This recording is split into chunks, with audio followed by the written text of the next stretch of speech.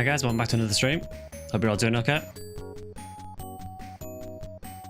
So today we are going to be doing a bit more Phantasy Star II. I think we got just up to the part with the garbage dump, so we're just going to be starting that, so it'll be a dungeon straight away.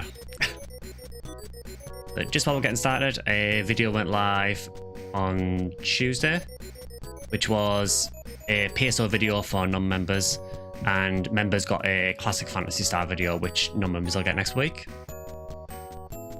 Headachy and tired. I hope you feel better soon, dude. I know a lot of people where I work have been going home ill as well, so I think there is definitely something going around. There's also a video that's gone live on another NGS creators channel. There's an NGS creator called Kathy, who we have done a collab video with. So go and check her video out as well. That just went live yesterday. There was a premiere for that. That's talking about the monetization across the Phantasy Star series, and I collaborated with her for it. That was really fun to work on, actually.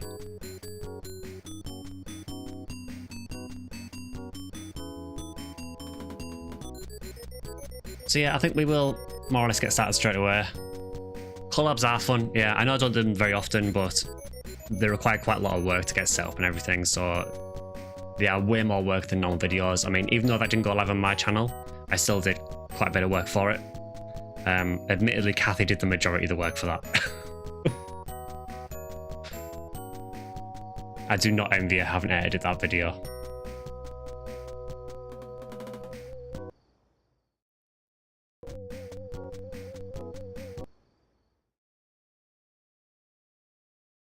So I am just, as ever, pulling the maps up because we're going to need them.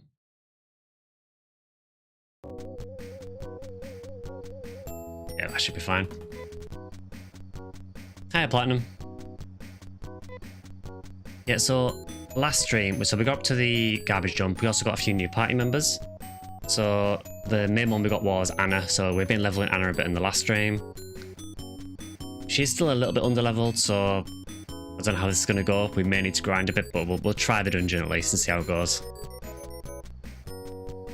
What do you think about being a VTuber? so basically what happened was, Kathy asked me if I wanted my character to be in the video. And because that's kind of how the style that Kathy goes with for her videos, it kind of made sense to follow suit for the video. I'm not going to be transitioning to a VTuber. But it was an interesting thing to do, just to do something a little bit different, you know? It kind of fits in with the kind of style and aesthetic of their channel more, so it kind of made sense to do it. It was quite an interesting process doing it, actually. You know, recording all the poses on like green screens and NGS. But yeah, there was definitely a lot of work that she did to get that edited. So I think our party is looking reasonably good. At the minute we're using Rudo, Rolf, Nate and Anna. The plan is eventually to drop Rudo and replace him with probably Amy. It's just that at the minute Anna's not really strong enough to fight on her own yet, so...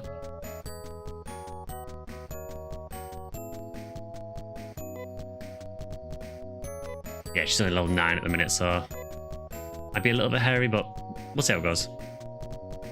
It was a bit jarring seeing your character animated and then your voice. Yeah, unfortunately, I do not have any male characters. Yeah, that was going to be a bit of an issue, but to be fair, I mean, I'm not even the only NGS creator who's done that. There's another creator called Zio, who always voices himself over his own character, so I'm not the first to do it.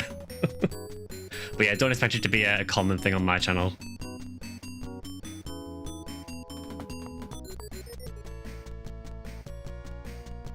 Okay, so I think we more or less started this dungeon last time and then we decided to come back and heal, so this is Roaring Garbage Dump. I can't exactly remember why we're here, but we're here.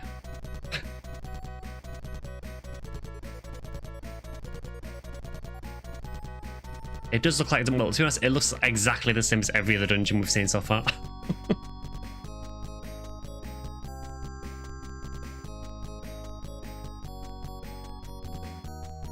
I'm actually looking at the guide for this because I actually don't see what the reason is for this.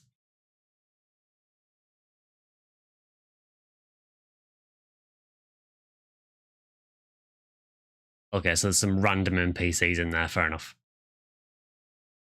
Fine.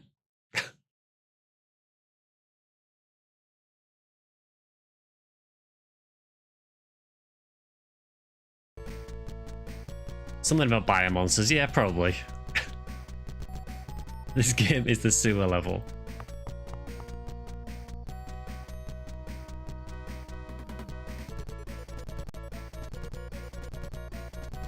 Okay, yeah, so I think I see where I'm going here.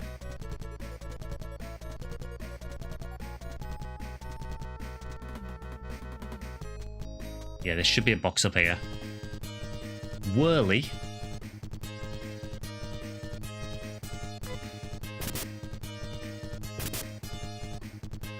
We'll just hit it a few arms and see how strong it is. Quite a lot of health.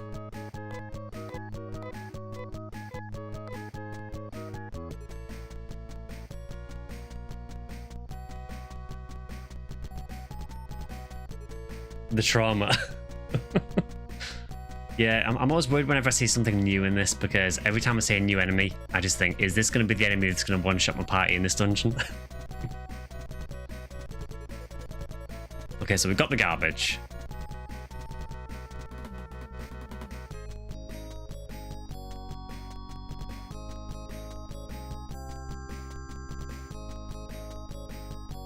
I mean, that track's considered a garbage dump, you know, I don't know what else I expect.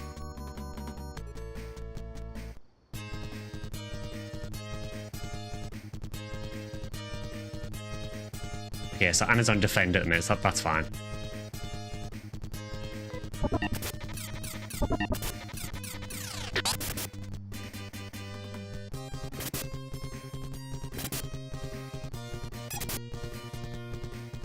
So as I say, next Tuesday there will be a classic Phantasy Star video going live for everyone. So you would poison me straight away, wouldn't you? I've never actually done a classic Phantasy Star video before, so it was the first time doing one. I wanted to do one basically about finishing the first game and just my impressions of it, and I'm probably gonna do the same every time I finish a new classic Phantasy Star. So hopefully you guys enjoy it, because it would be cool to kind of do some more videos on the classic games. God knows I've pretty much mined PSO dry.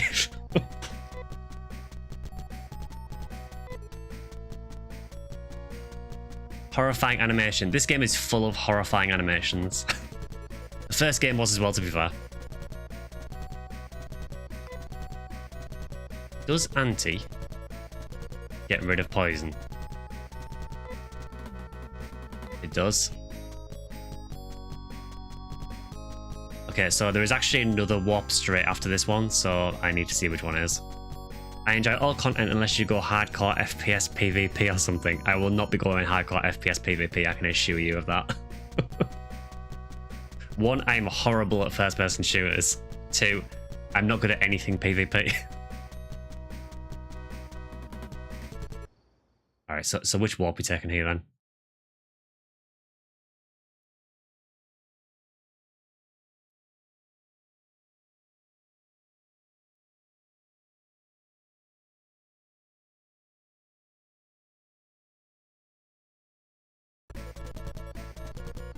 Same. I've just never had an interest in them. You'd recommend Helldivers for the FPS PvE.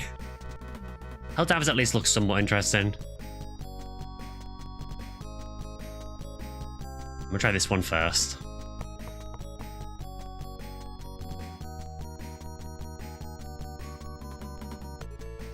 So there is something ahead of me here, apparently.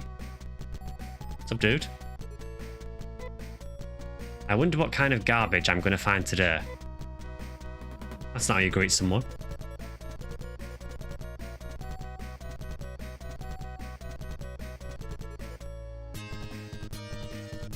Yeah, speaking of horrifying animations.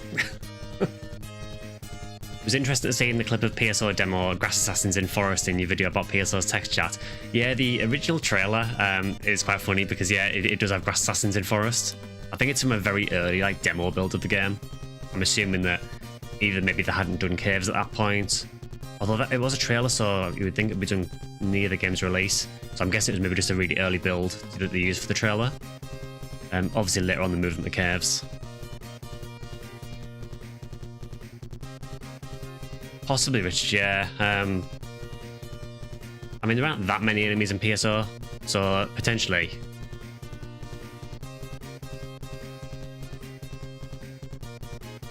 I think we can just brute force this.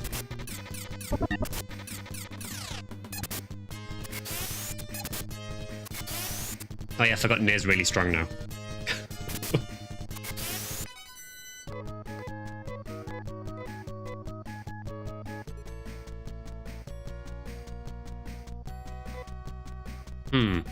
I love the smell of garbage. I mean, you're in the right place then. Yeah, I'm not going to judge.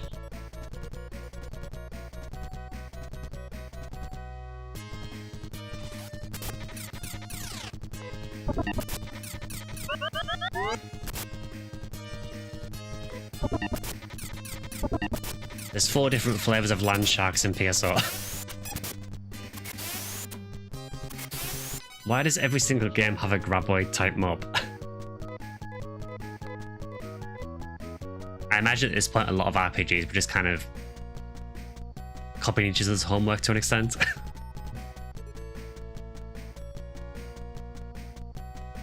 Okay, so that box underneath that I actually can't get to. I'm gonna guess that the other warp takes me there, because it looks like it's lined up roughly.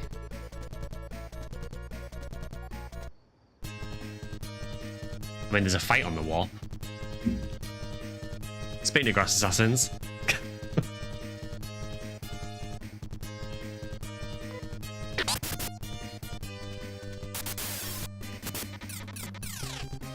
I really thought that was going to do a lot more damage.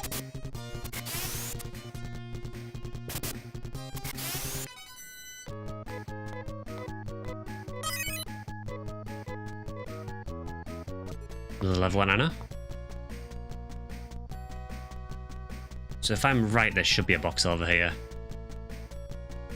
Yeah, so the warps on each level actually match up with where they are on the level above or below. We've got a I assume that's ceramic bar.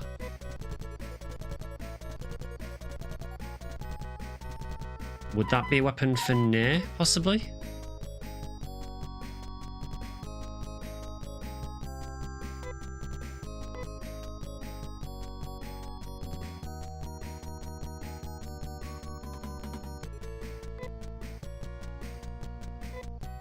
Oh yeah, Rude will have it, won't he?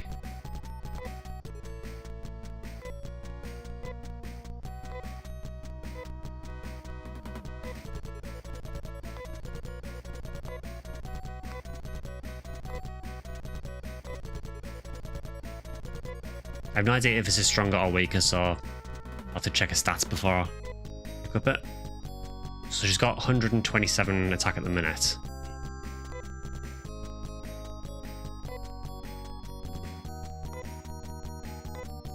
That is worse, okay.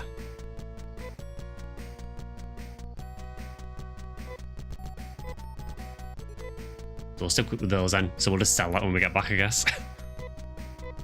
It's free money.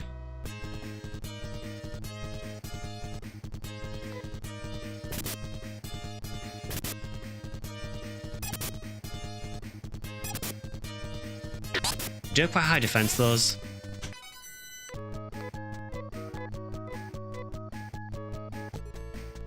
Ceramic bar, that sounds like it would be an absolutely crap weapon. It just shatters as soon as you hit something with it.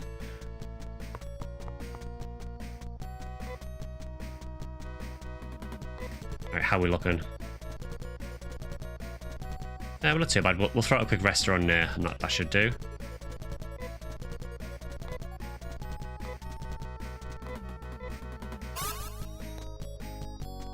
Maybe one on Rolf as well, actually. What text does Anna have anyway now? Not any attack ones. Well, not any support ones anyway, sorry. But yeah, they seem to use ceramic a lot for the weapons in this. And for the gear, actually.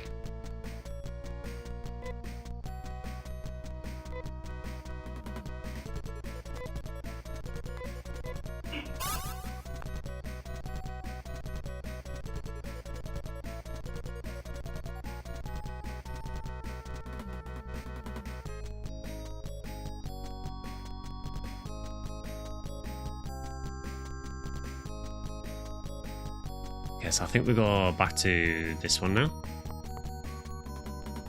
Because there was a bit more to explore on this floor, actually.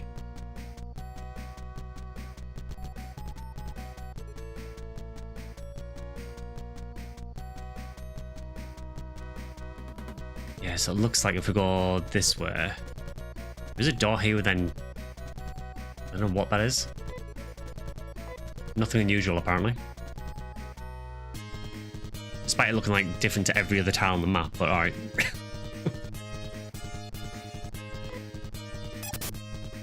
Unless there is more, and I just haven't seen them yet.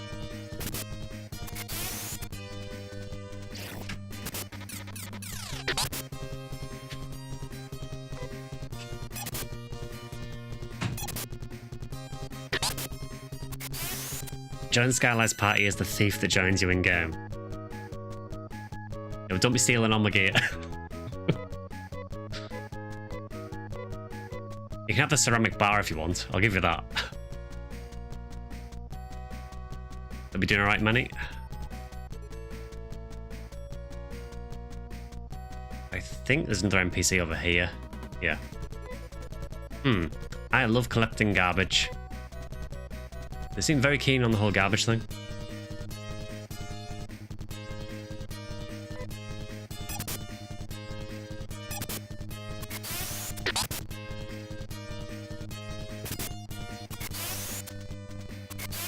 Yeah, we are definitely quite a lot stronger now.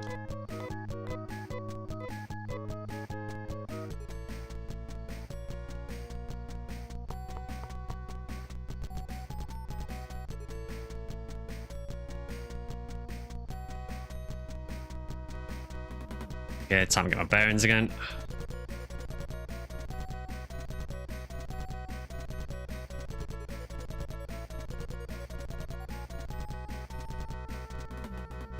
Okay, so there is another NPC down the bottom here, I think. I've got this way? Yeah. I know some people probably think, oh, why use maps for this? Just do the dungeons and figure it out, but not when the dungeons are like this. I'm using guides.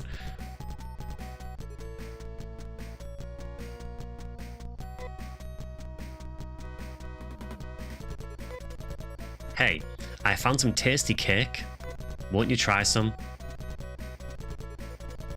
In any other game, I would have just gone yes immediately. But in Phantasy Star, any question terrifies me. I mean, and the cake is probably garbage, to be fair. I mean, we are literally in a garbage dump with people who like garbage.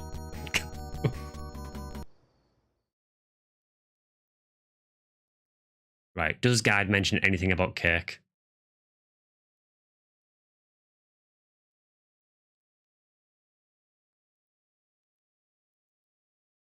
No. Sure, I'm going to take the cake because, you know, the cake is always a lie, and it will probably continue to be a lie here as well, but, you know, going through this game without a guide sounds like a nightmare. It does. Again, Sega, we need a Sega Ages version of this. Sure, give me some cake. Sure. Roll from the others ate the cake. It tasted funny. Their stomachs started making strange sounds. It actually hurt me. I don't know what else I expected. I mean, it didn't do a whole lot of damage, but that is quite funny. Yeah, I know there is technically a Sega Ages version, but it's not Sega Ages like the first game. You know what I mean?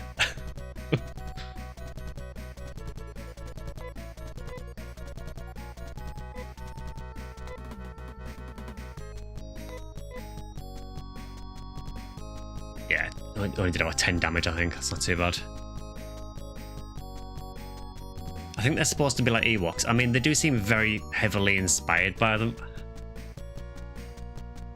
Well, actually, yeah, Jawas is actually probably closer, yeah. Yeah, they are basically Jawas, aren't they? I mean, I know that the original Phantasy Star was kind of inspired by Star Wars, so that would make sense. Hey, I found some tasty cake. Won't you try some? Hell no. This is where he just pulls a gun on me and shoots me now. Rolf and the others respectfully declined the offer. Thanks, bro, but you can keep your cake. It's fine. So there was like no reason to this flaw. Apart from getting ill from eating cake.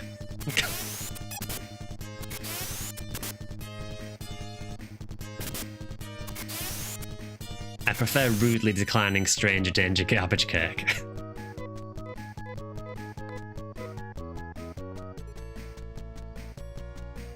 Makes Grizz the most hench Jawa.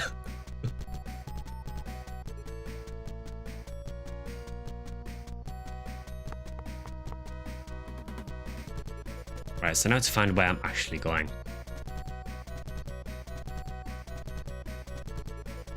So all this was just one massive diversion for nothing. Thanks, game.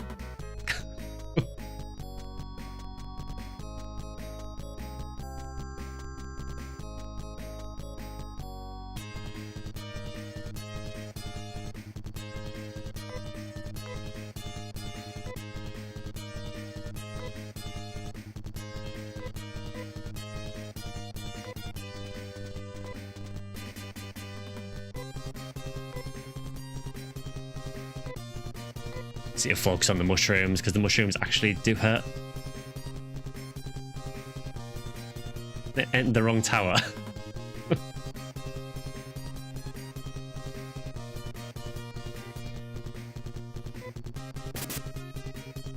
What if the cake has random effects?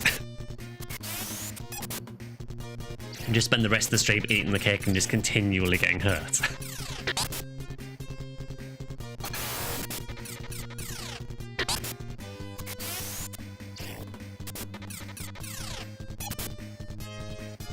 This dungeon has 2 unconnected parts. Oh, that sounds great. I can see on the map that it looks like on floor 4, there is 2 separate bits.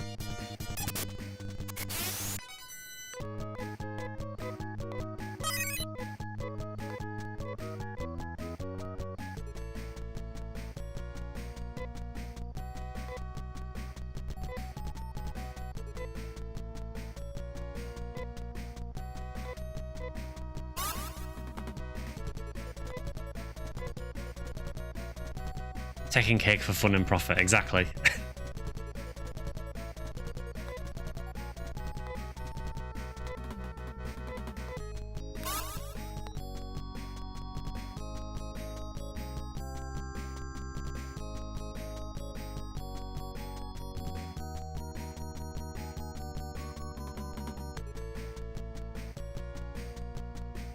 If you haven't guessed already, I hate the layout of this place already.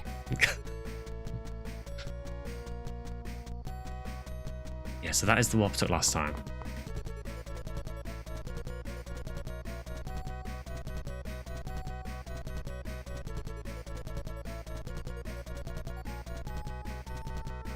That warp just went to a box.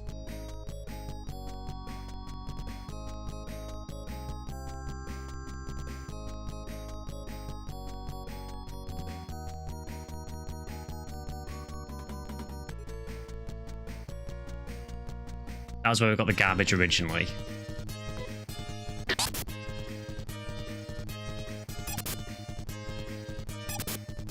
So I know that Swamp Witch, I know you said that there's 2 unconnected parts. Is there a warp or something that takes you from one part to the other?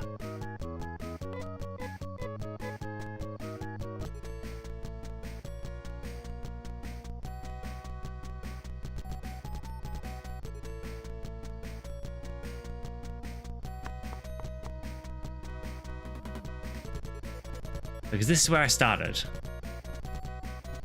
See, from here I can see on the map there is a separate part here.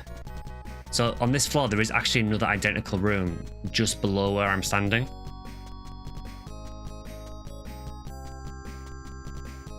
But I don't know how you get to it because there doesn't seem to be a door to get to it.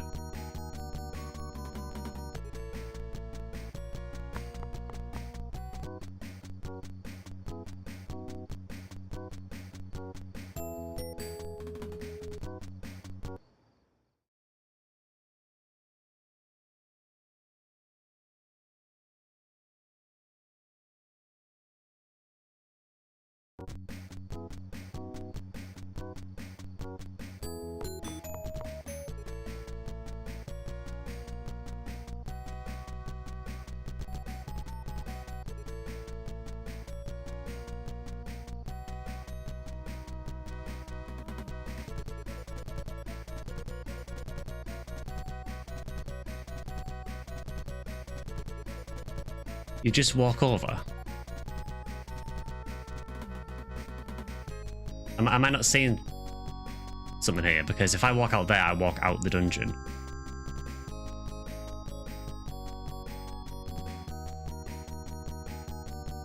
I don't see another place to go.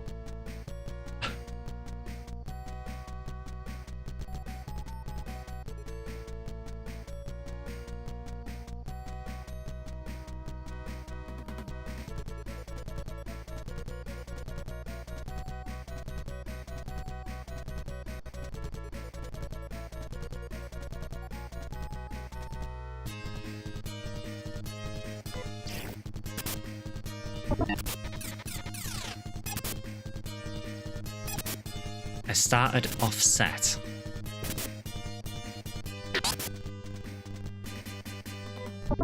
Can't you just walk right?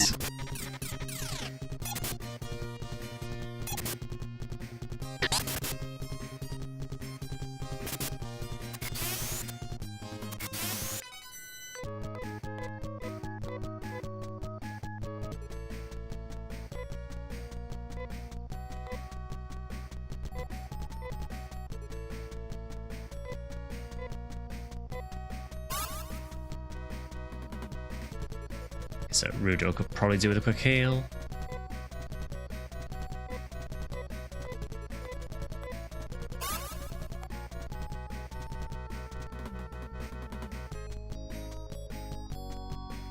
No, you can't walk right from here.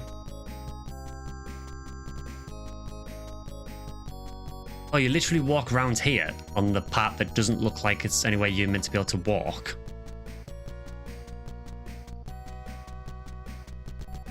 Okay, I'm calling the game out on that one.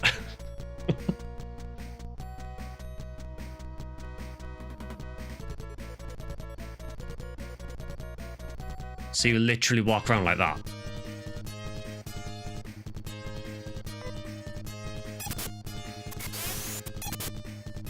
Yeah, that is ridiculous.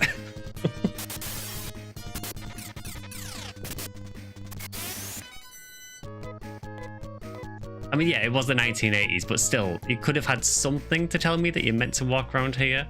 I feel like I've broken the game or something there. Thanks, game.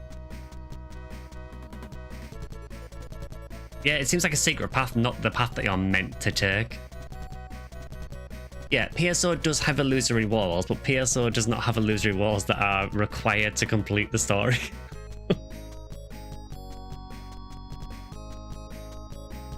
Yeah, I suppose the only hint that you get is you kind of start outside the room, don't you? That's like the only hint that you get.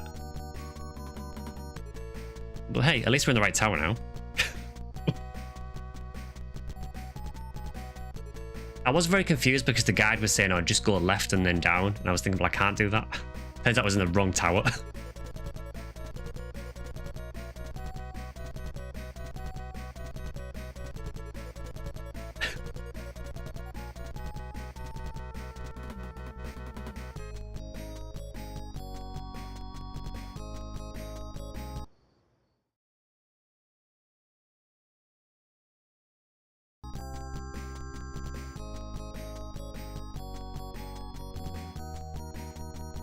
Okay, yeah, I'll see where we are now.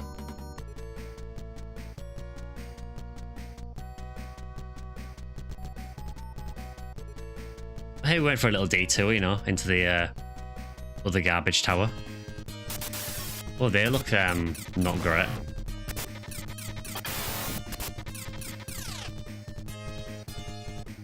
What eldritch abominations have we got now?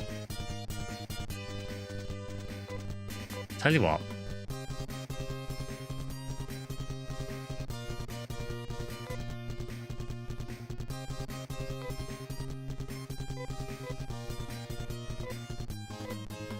Literally everyone attack the weird hell trees or whatever the hell they are. You fail to see either fire or eyes. I'm assuming the glowing orange bit is the fire part.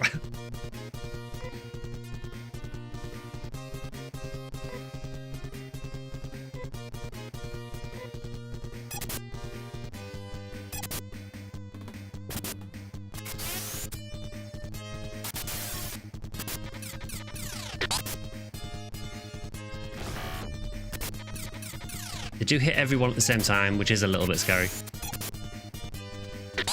It does look a bit like the last boss of PSO Episode 3, doesn't it? Hopefully it doesn't start playing the theme. Hi, Pika.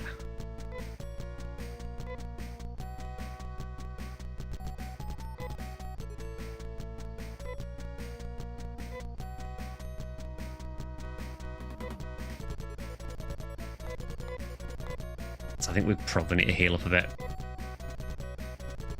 Yeah, it was basically Rocking a Heaven Punisher, wasn't it?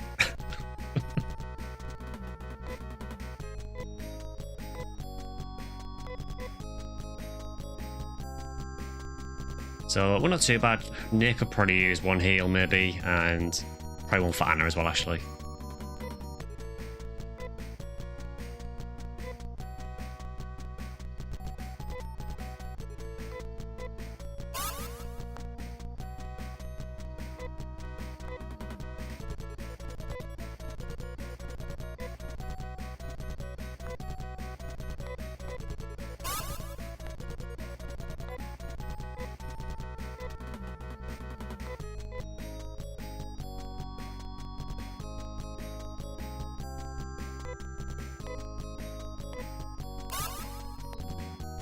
Cool, it's not too bad. Let's save it. You just realised that this is canonically the second time we went into a dungeon for a cake. It actually is, isn't it? Yeah, because we literally had it in the first game as well.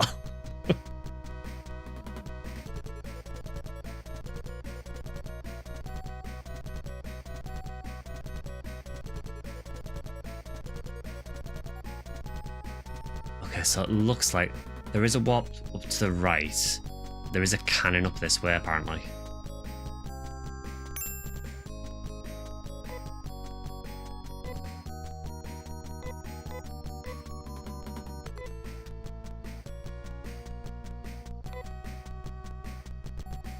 So, does anyone know how the cannon compares to the shotgun? That was the best cake ever. Yeah, unfortunately, I can't really rate the garbage cake from Phantasy Star II too high.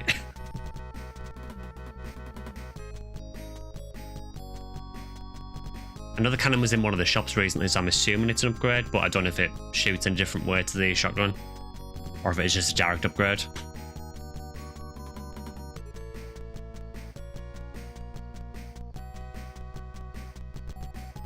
So he's got 83 attack with the shotguns,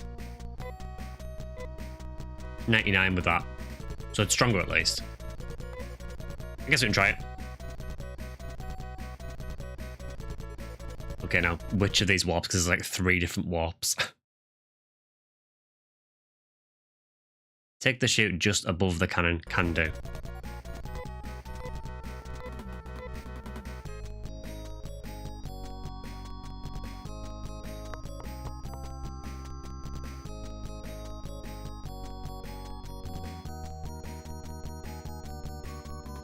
Yeah, apparently that chest is just more garbage. Surprise, surprise.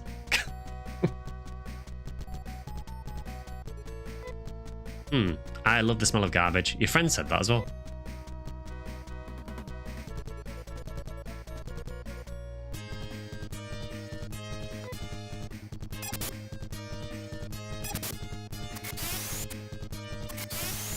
Phantasy Star IV has a distinction between multi-target and single target, so I guess cannon is single.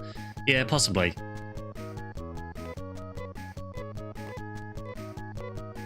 I mean, there was sort of a distinction in the first game with Odin. Like, with Odin, you tend to use melee for single target or the guns to hit everything. But I just wasn't sure if shotguns and cannons attack differently in this.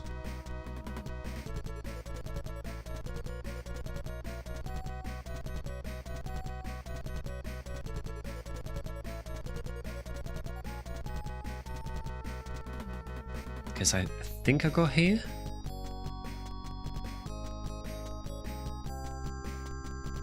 Yeah. Okay, that is a lot of paths.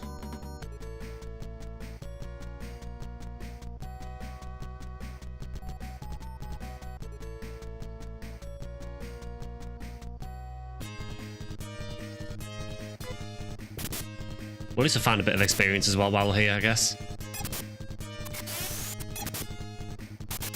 Unfortunately, Nir's decided to become a Whole New World again and start missing everything.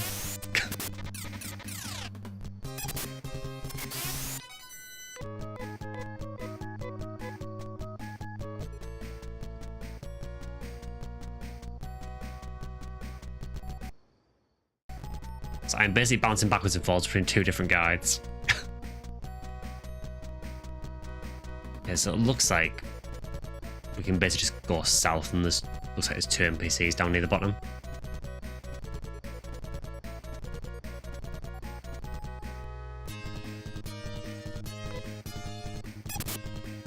Probably fine since a multi-hit shotgun is rare. I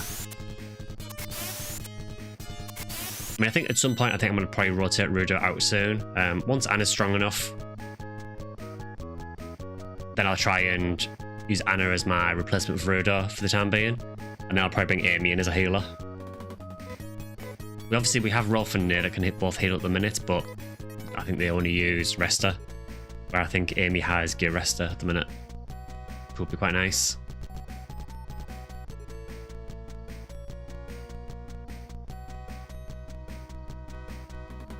Game FAQs coming in clutch for 30 years. Yeah, surprising I'm not using Game FAQs for this one, actually. I'm using Phantasy Star Cave, because that has all the dungeon maps, and then RPG Classics for the actual sort of walkthrough.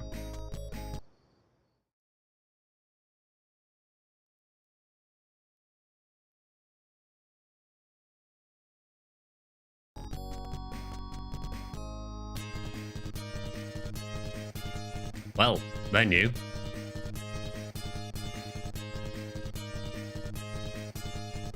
We did save it just beforehand, so they do look a little bit terrifying.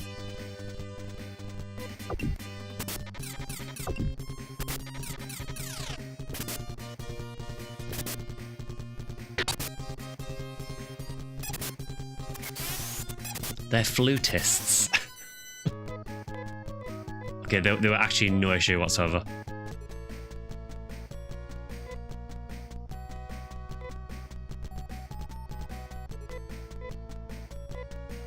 It's full of garbage. Who would have thought? I think I'm going to try and ride this over the ocean. If you like, you can come and watch. Cool, bro. Hey, look, I made this jet scooter. It's something, isn't it? I don't see it anywhere, but I'll take your word for it.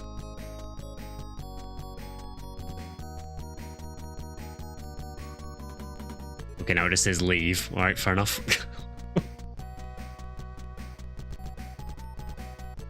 The giant bars are actually paper towel rolls. Maybe that's why they did no damage. So yeah, we basically came in here to talk to someone, to then leave. It was a different time.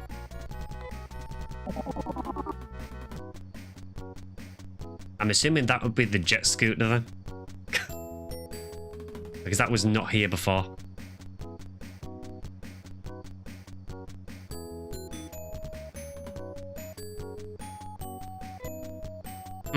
I wonder where those motor people went. Aha, there's a note attached. We love going through garbage itself, so we don't need this. Anyone can have it. Hey, how lucky I am. Let's get on the jet scooter. Dude. We didn't need to steal it, they just gave us it.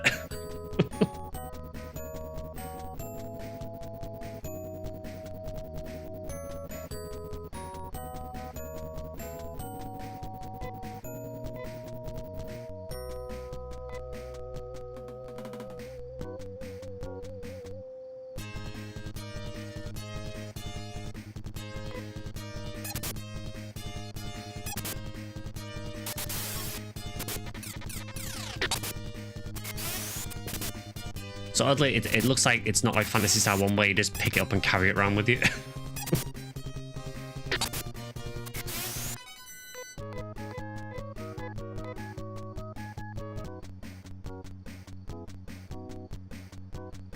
Okay, so now I recommend just going back to the last town.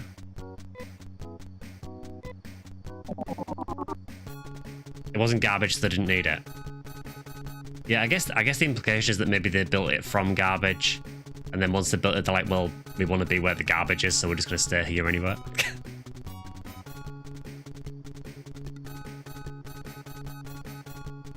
Now, I will go and rest at the hospital first.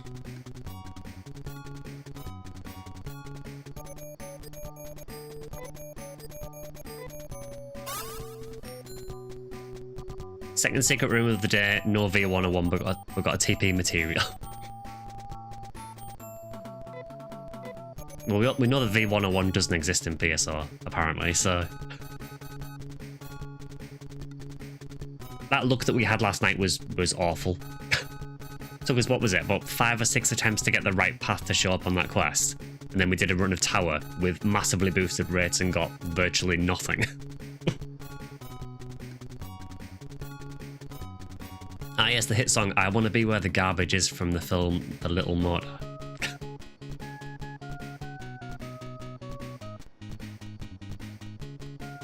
Okay, now I need to apparently go back to Zimmer. I'm just going to check my house in case anyone decides to knock at the door.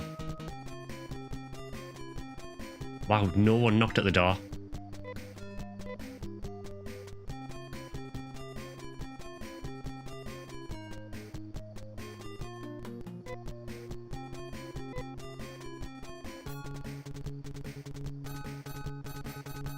I guess we need to unlock the next town before we can get a knock at the door again. That seems to be how it works.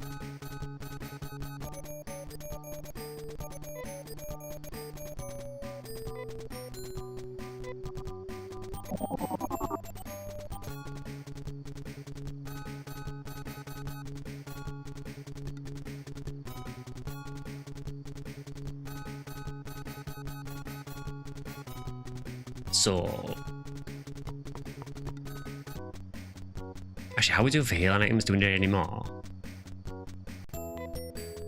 You've got a decent amount. You could probably do with a couple. Yeah, let's just buy a couple of healing items while we're here. Just for safety.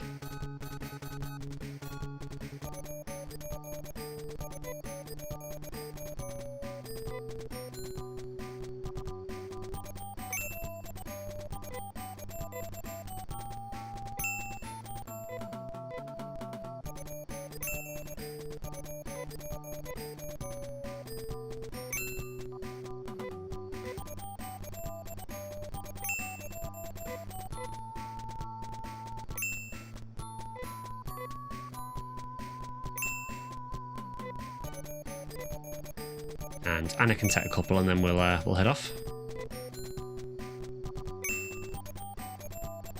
The shop theme really is a bop, yeah, it is really catchy. I like the music in general in this game, honestly, so far. It's been really good.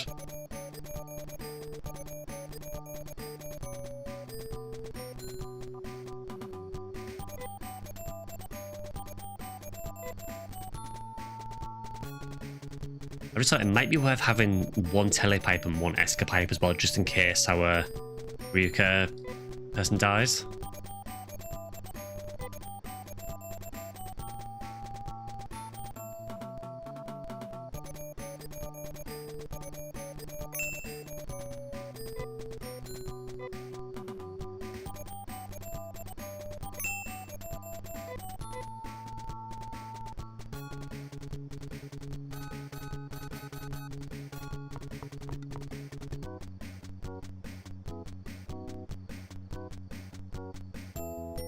Okay, so we kind of sequence broke for the next bit. So the next bit is telling us to basically go to Kueri, buy some gear, and then go back to town to get Kane. Or Josh, whichever you want to go with. But we've already done that.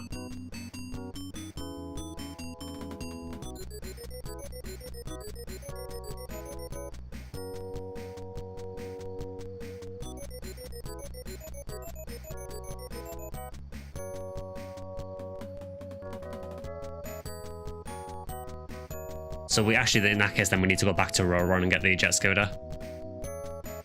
So I guess if we hadn't a sequence broken, it probably would have made more sense, but...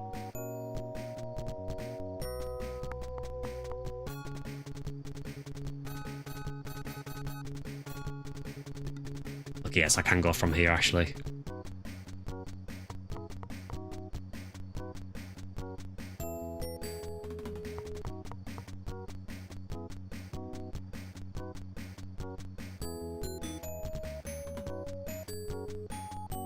They really enjoy putting the trees in the most awkward places in this game.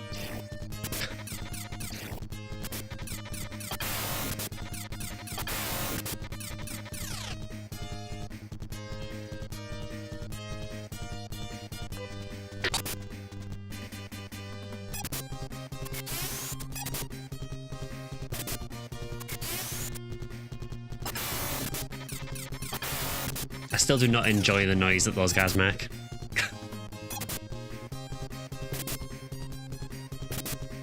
Never save in town, so teleport you can always teleport you home. This can be a problem if you change planets. Okay. So do you recommend... Oh, the problem is, because of how this works, I can only save it through the quick save thing. Because the mod I'm using to increase movement speed, it doesn't let you save normally.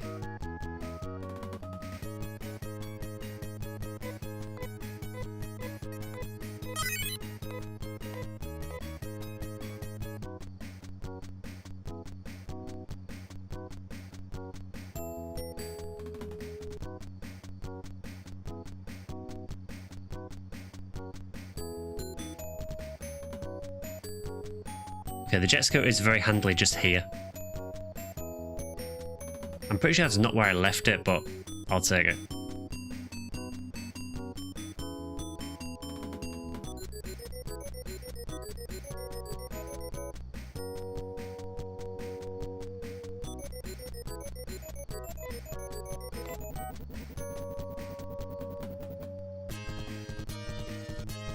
That is a design.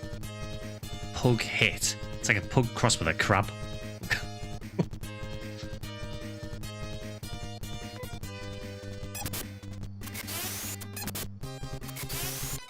They are not threatening in the slightest.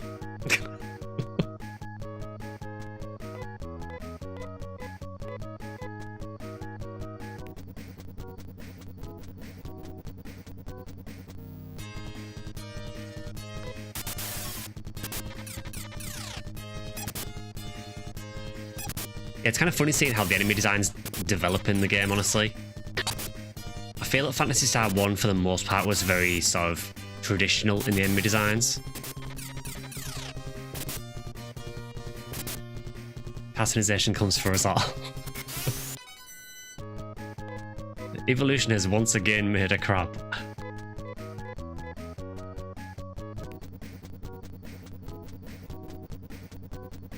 Okay, so that's raw on there.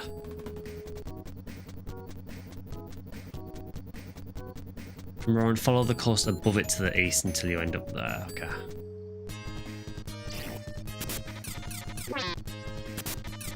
Oh, they're also kind of a centipede.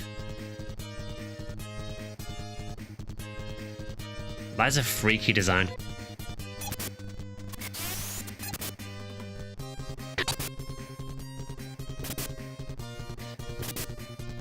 You need some pug hits in PSR, baby.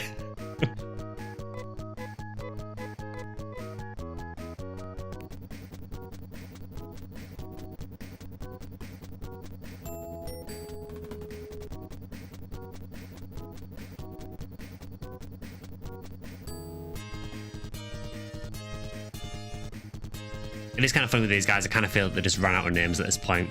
But Insector and B. Man, I suppose PSO is no better for that with D.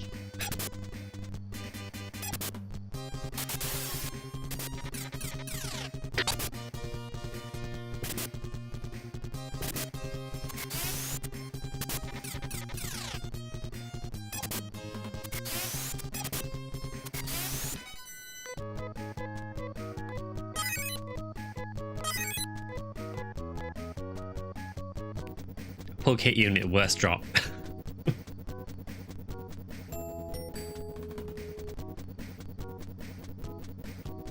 Okay, so I guess we get off here.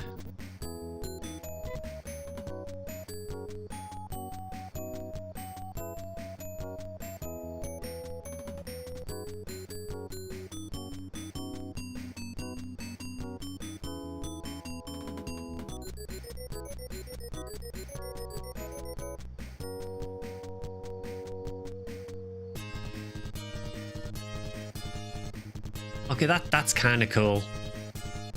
So we're now fusing enemies together.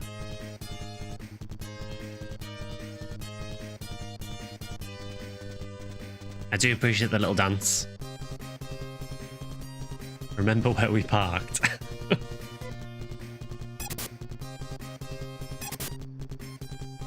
Is that a Parasect? See, certain Phantasy Star inspired Pokemon. Oh, that's a horrifying attack. They're also pretty strong.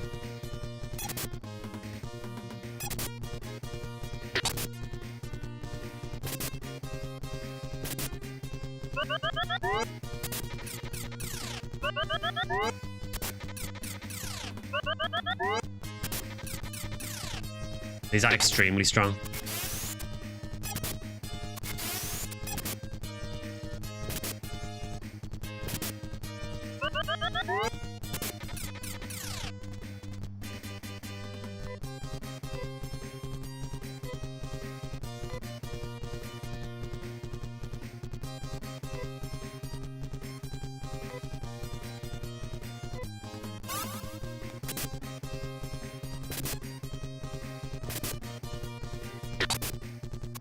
Oh, we did it. But I do not like those things. They did give a lot of money.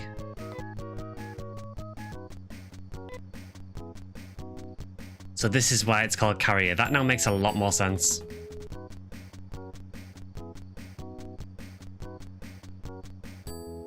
Yeah, that is a really creepy enemy design.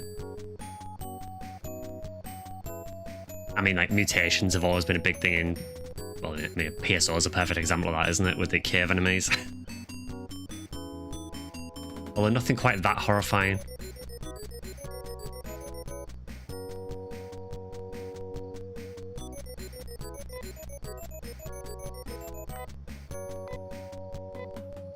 I am just going to rest up a little bit. I know we're quite near a town, but just in case I'm running into another one of those again.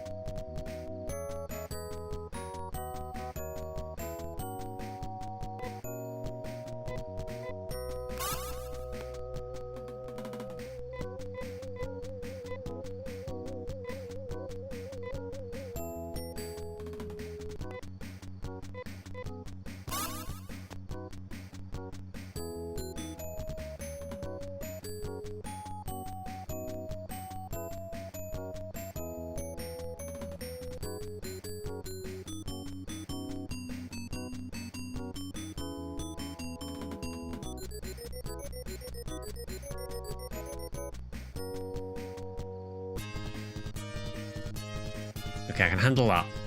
That's fine.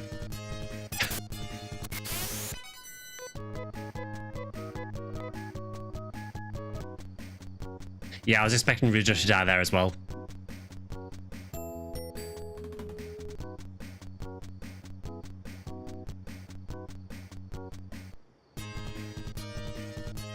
So what we're going to try and do here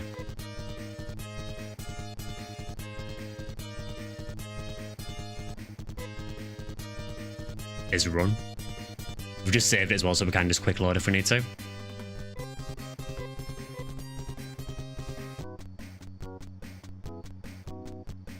Yeah, they are a bit like Parasect, yeah, just a bit.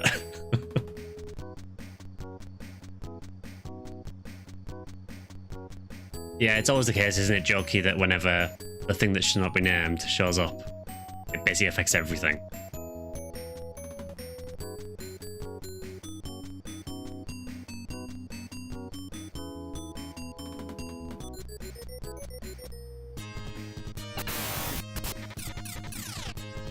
Well, we're seeing some new enemies.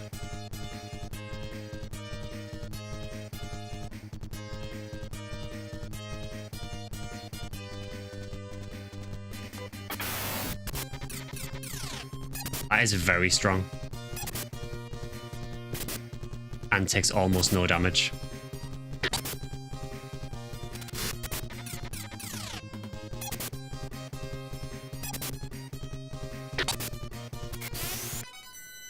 Seems to take more damage from Rudos. I wonder if that was a crit or if they take more damage from guns.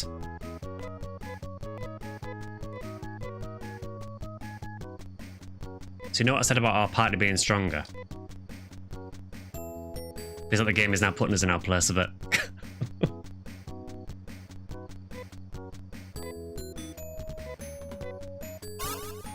please let me get to the town. That's all I ask.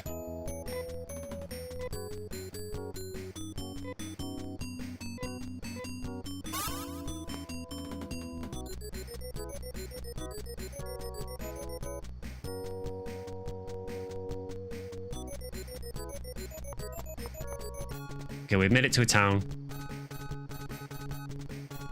We're saving it immediately. I think some grinding may be a good idea at this point. So according to the guide, it has some good equipment here. It also says this town is very important in the future, so remember it. I'm never going to, but okay. So as usual, we'll talk to people. I wanted to be a pilot, but I guess I can't be one since there's no spaceship. Spaceship mentioned.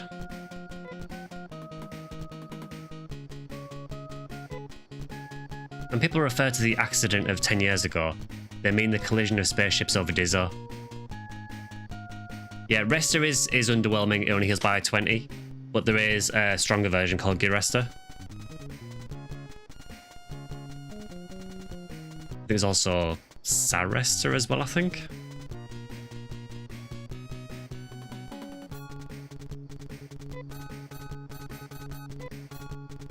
Hey, what's outside of Algo? How come we can't go there? Because that's where the Starless are. After the accident of 10 years ago, the use of any spaceship has been prohibited. God, it does feel like NGS now.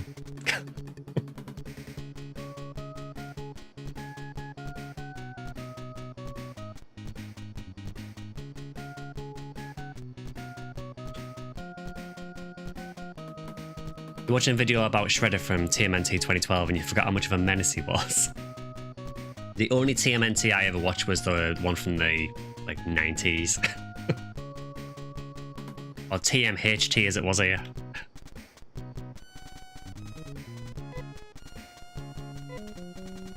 This town is called Piata. There used to be a spaceport near here.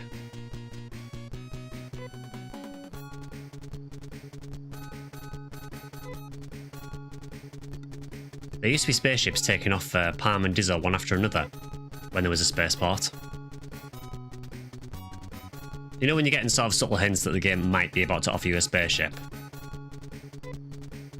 The last spaceship was headed towards the outside of Algo.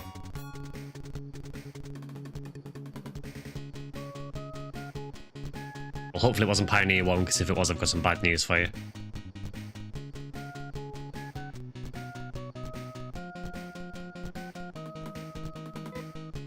Oh no, humans. Everyone used to believe that travelling in space was not dangerous at all. Why would anyone ever believe that? Rolf. Well, this guy knows my name. I mean, you're not talking to Rolf, you're talking to Rudo, but I'll let you off. So we leave Halfa, we die, yep. But if we stay on Halfa, we die, yep.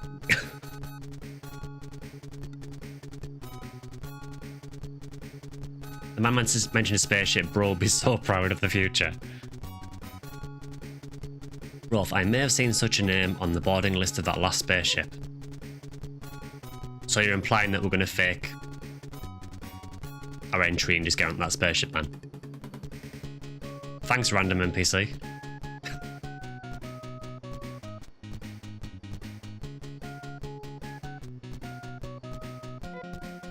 They say a number of people got killed in the accident of 10 years ago. Mother Brain is watching over us, right? Then why do accidents happen? Exactly, why do they happen? Mother Brain's clearly not doing the job properly.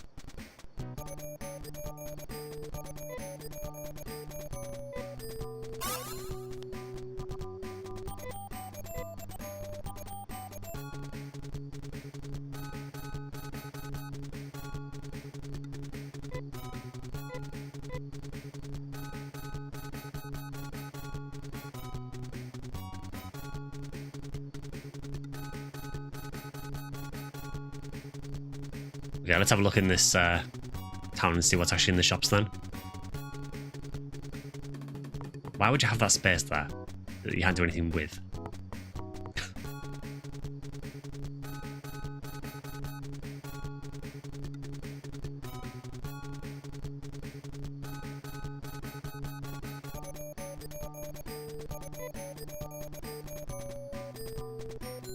We now have Hida pipe.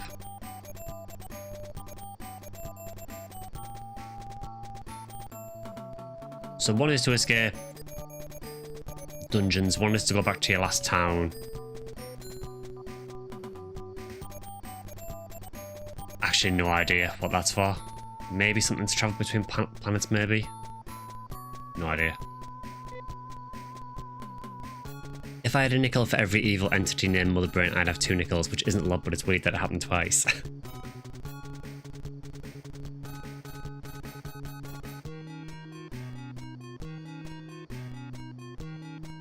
Okay, so I think we've already got laser bars, I think, for no.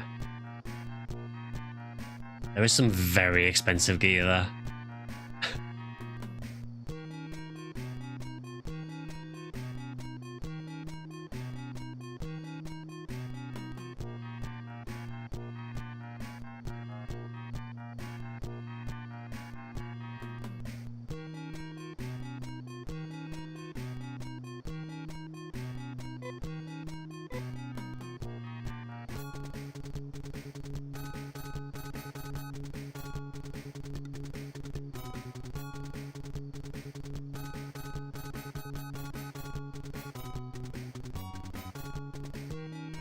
Did you sell laser slashes, or was it?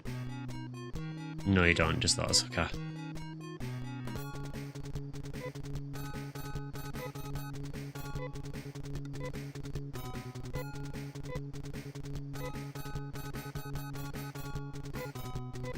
Yeah, you could probably do upgrading those for Anna at some point. I like how the guns in the background are quite obviously modern weapons with modern munitions.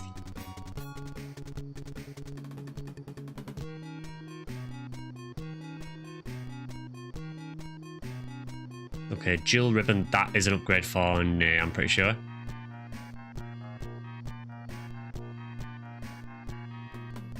Which he probably does need. So I'll buy that.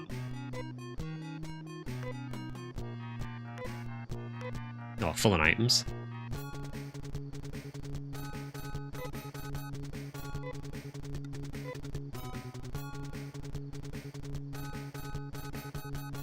Okay, we've still got steel bars with us, so we can sell those. And the ceramic bar, actually. Let's go and do that.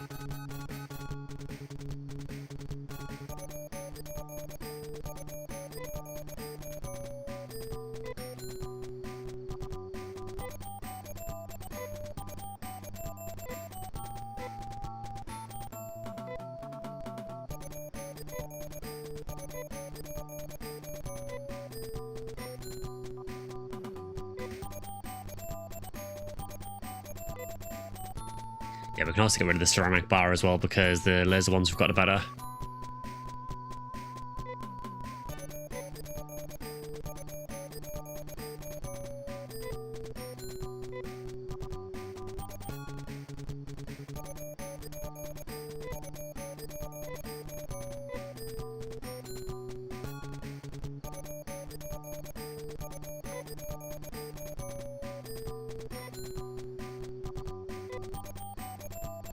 Oh yeah, we've got some space, that's fine.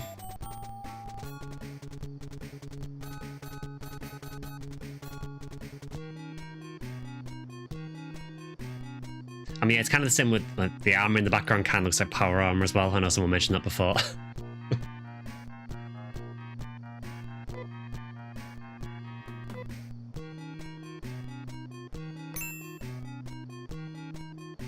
Okay, what else do we want here? So...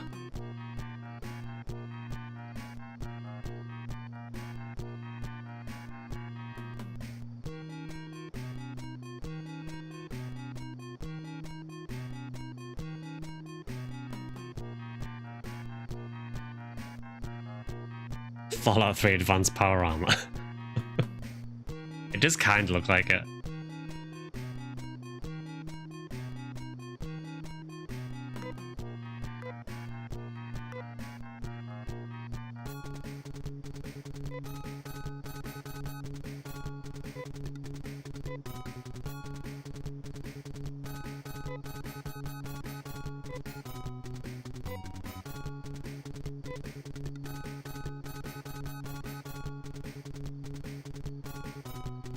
So it looks like Ren's body from Phantasy Star 3 and 4. It's kind of weird because I think in 2, I don't think casts have been introduced yet. I haven't seen any anywhere, so I'm assuming there's no casts yet.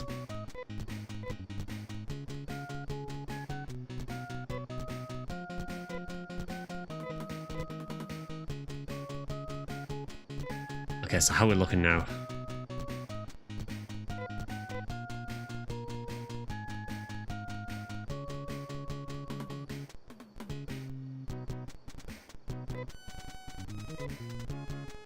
Yeah, we do need to upgrade armor on a few people by the looks of things, so we might have to grind for a bit.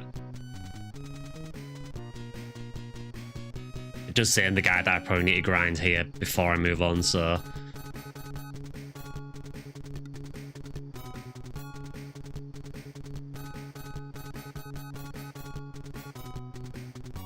It's probably a robot you fight later. There's a similar design in Phantasy Star 4, oh, okay.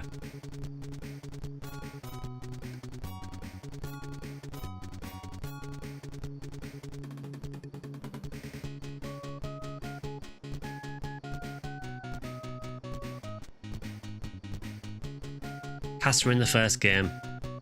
So I played through the first one. I didn't see any. The only thing I saw that even resembled like a cast in the first game was there was the robot guards in a couple of places, but that was about it.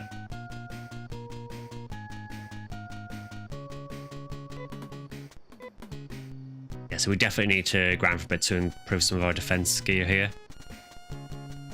I was recommending that I get titanium gear and titanium chest as well.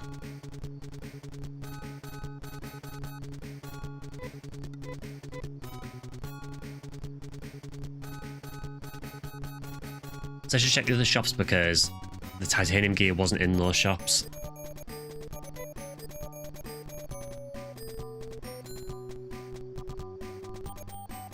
So let's check query again.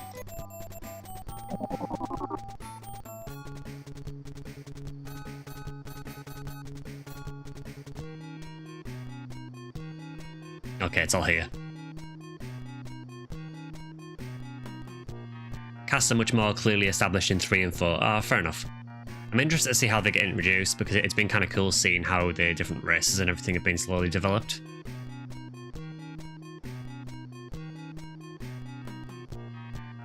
So we're obviously using Rolf, so we need a titanium chest and titanium helmet.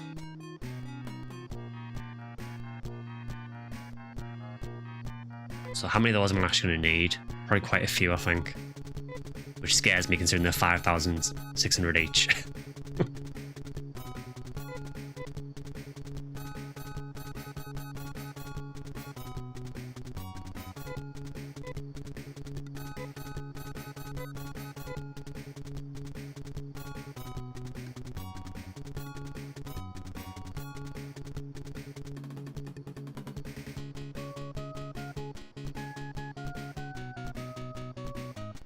So it's still got a... Sorry, so Rolf has a fiber coat, so that definitely needs upgrading. So we do need one titanium chest for Rolf. And then we need a titanium cape for Anna.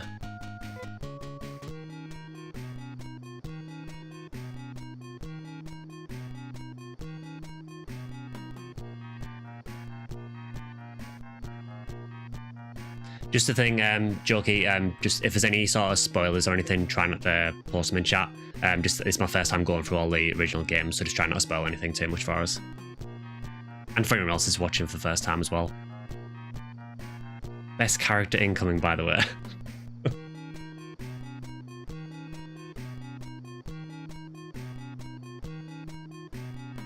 So it's going to cost most of our money, but yeah, I'll get a titanium cape.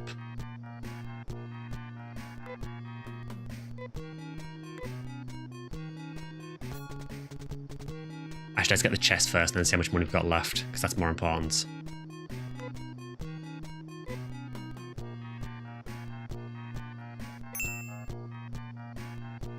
Got 7,200 left.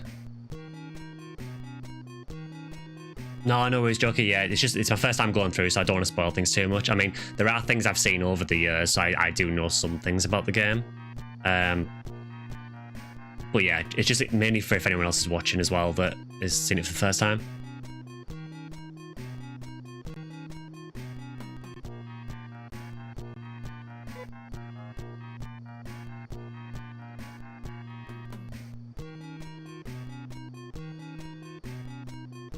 I think what I'll do is I'll go back home, check and see if there's any NPCs, any new party members, and then we'll grind for a bit and then I'll get some more gear.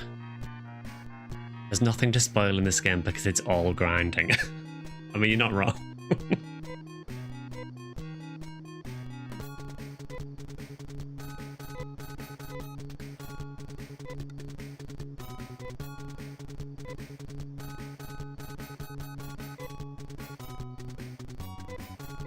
Let's just sell our fiber coat while we're there as well. Oh, I hate in this game that you can't sell at any NPC. It was the same in the first game as well, but it'd be nice if you could sell to any shop.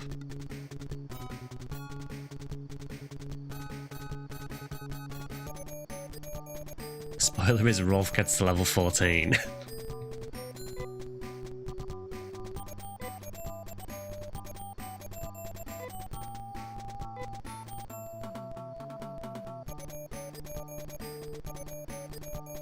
Yeah, I've heard the story is quite interesting in this, but yeah, there is a lot of grinding. Do we have anything else we can get rid of? I guess we can get rid of the silver ribbon now.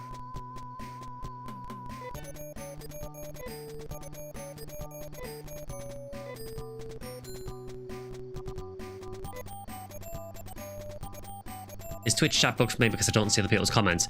What it probably is, Pika. I mean, Twitch might be bugged because it does seem very quiet, but I mean, it always is quiet for the Phantasy Star II streams. But it's also because I'm multi-streaming as well, so I'm answering a lot of YouTube comments as well. Yeah, so it is working. Yeah, I can see that from Kilniath. Yeah, so generally, if I'm responding to something that you're not seeing, it's probably because I'm responding to a YouTube comment. And same for YouTube side. If there's something I'm responding to, it's probably because it's a Twitch chat comment. Again, I know some streamers do put like the multi-chat on stream, but there's a lot of issues with doing that. I miss Draken Vector. I haven't seen Draken actually on the even on the Discord for a little bit.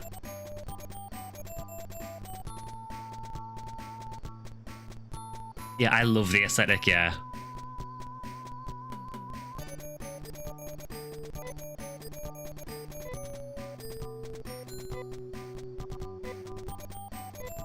Yeah, I think we're fine now. He's been playing My Hero Academia, okay.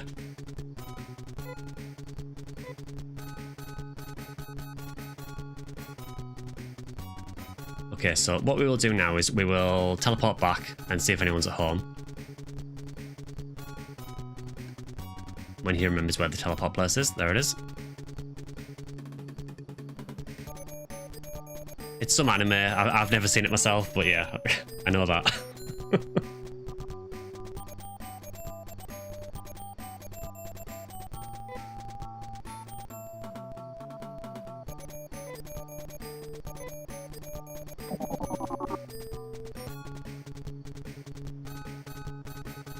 Right, so do we think there's going to be a knock at the door?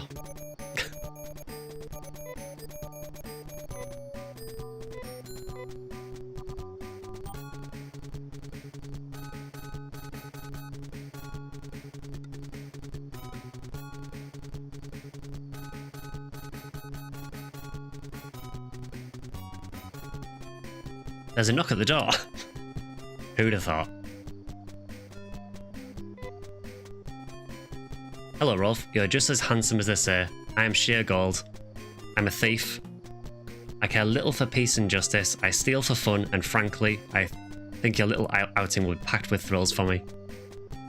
I think I'd like to go with you. Remember, I'm sheer of the wind. Nothing can catch me. Do you want me to come with you? What, you want to give me a new name? No, your name is fine. I like how she just straight up admits and goes, yeah, I'm a thief, I'm gonna steal everything. Take me with you.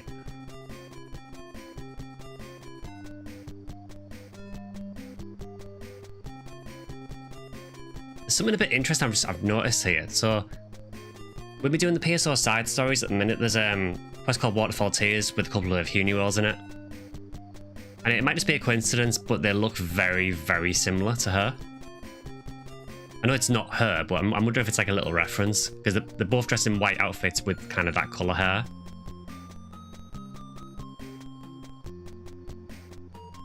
And one of them is an item thief, actually. Come think of it. That has to be a reference, surely.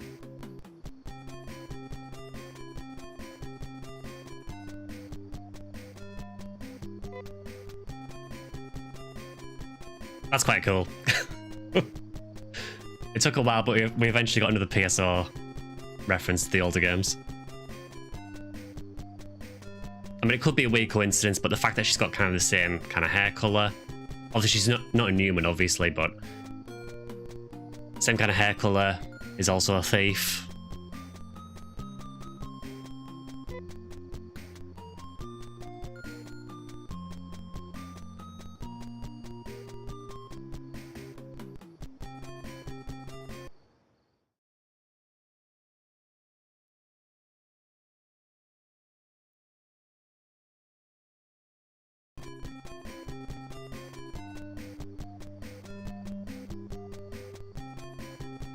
Okay, so it's now actually recommending to swap in Kane and Shia, so I guess we're grinding again. Try renaming her. I don't think I can now, can I?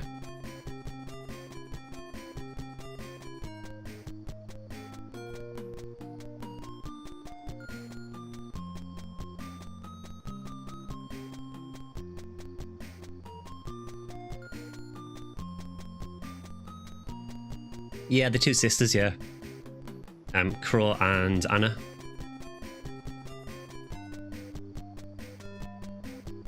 I'm pretty sure it's meant to be Chloe and Anna. It's just kind of butchered in translation. But yeah, I'm not sure I can rename her now, so it might be a bit late for that. Well, I guess I could reload. Because we did reload just before we... I'm sure we reloaded just before we came in here.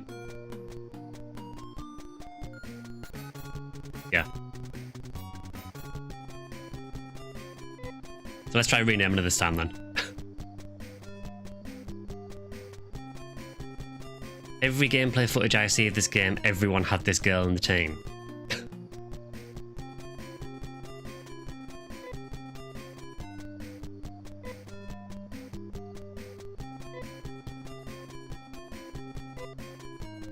Alright, let's try naming her and see what happens then.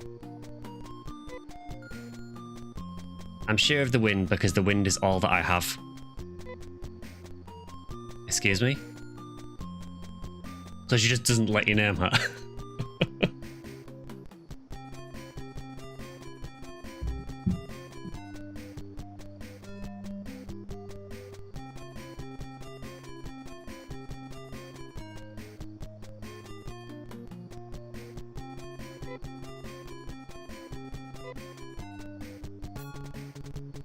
Let's reorganize the team a minute.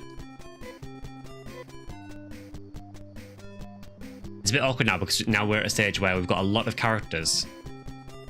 And I feel like I'm at a stage now where I need to grind a lot to level them.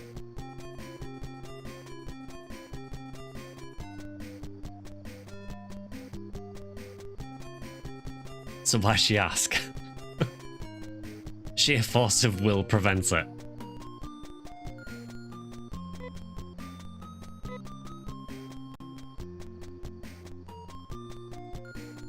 Let's see her strength as well, because we haven't checked it yet. Although well-to-do, she enjoys the thrill of stealing.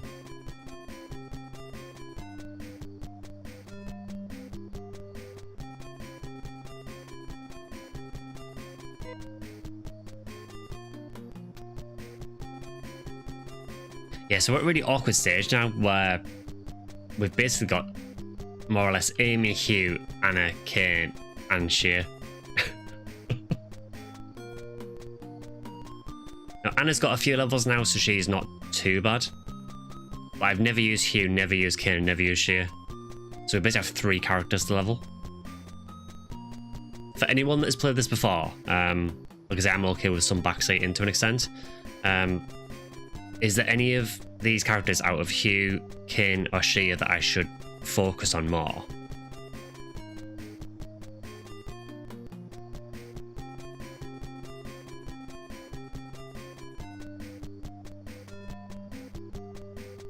I know they all have different benefits.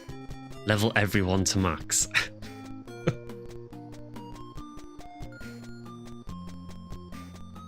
Them's the rules. I mean, you say that, I never do that in JRPGs.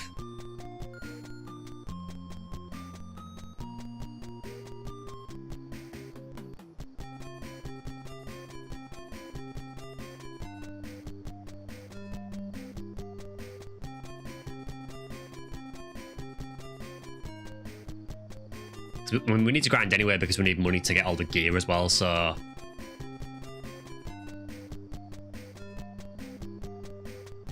I just don't think we can afford to drop too many characters because otherwise the party will be too weak. And we can't remove Rolf on there, so...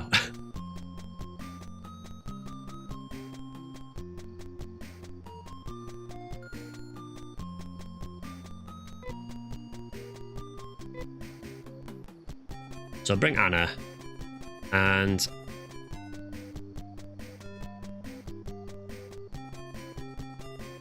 I guess maybe we'll bring Shia.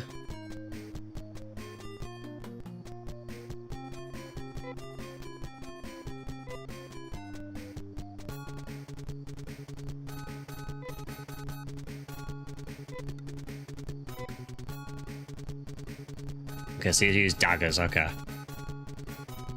Which again is what that Huniwell uses in the PSO quest. The main reason to bring Shia is gone because you use save states, but let's take her anyway and see what happens.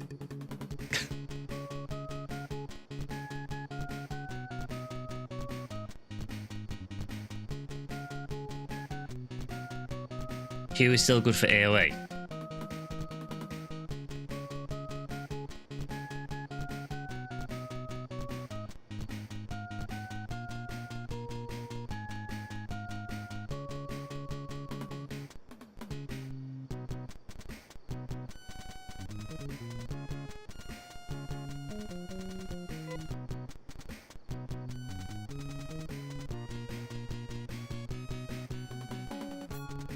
Yeah, so the guide I'm using is recommending to use Kane and Shia and get them to about level 10, which is going to be a bit of a grind.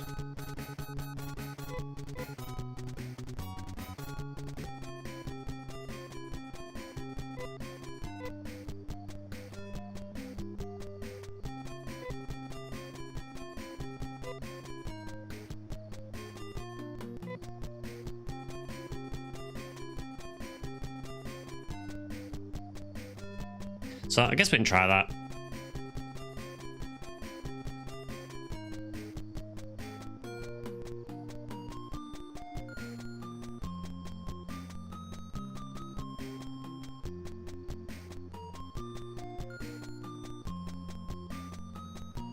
It's just going to be difficult because there is a ton of gear that you need to gear all these characters.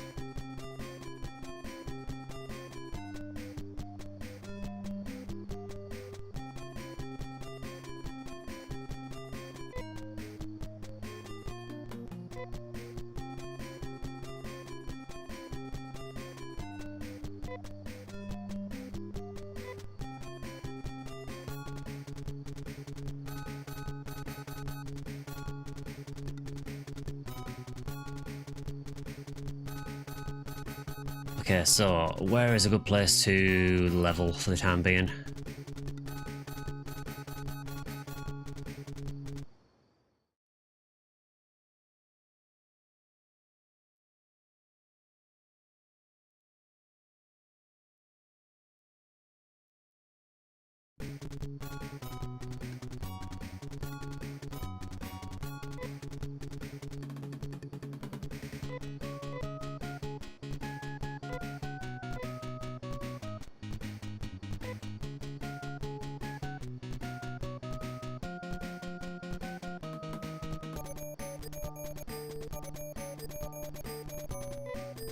Maybe check for gear to share.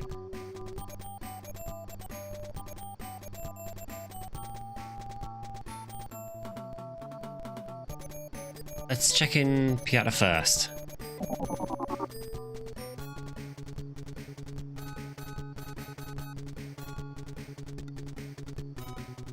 Okay, you can use some of Rudo's weapons. Okay.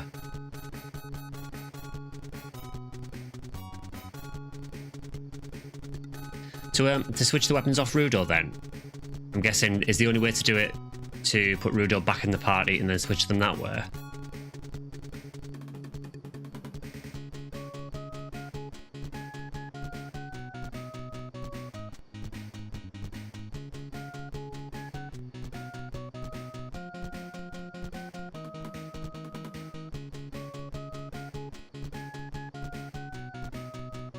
Let's just have a look while we're here and see what weapons there is anyway.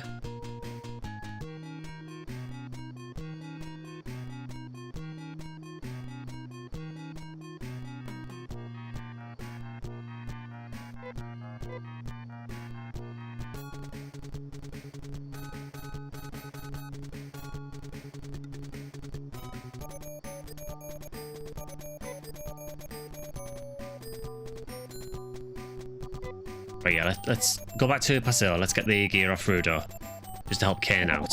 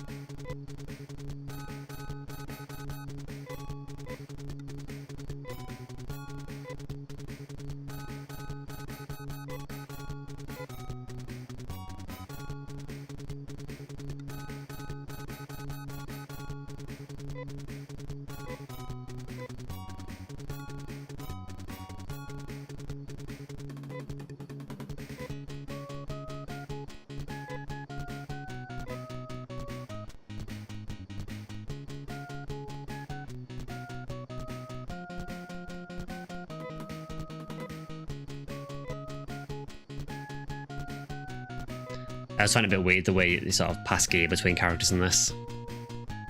It's kind of strange that you don't have like one inventory, you have an inventory for each individual character. It's taking a bit getting used to.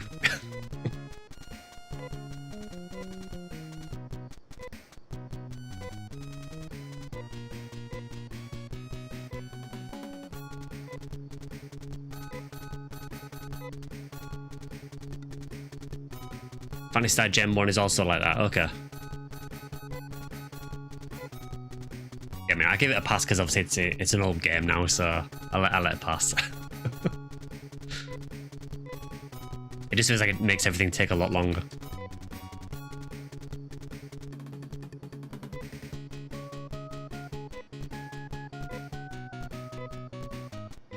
Especially considering every time you swap an item over, it closes all the menus.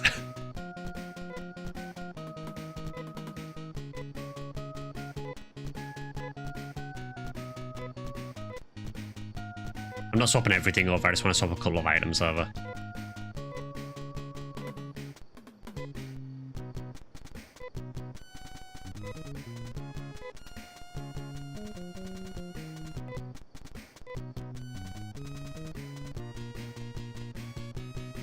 Okay, he's already got a fiber core actually, so that's good.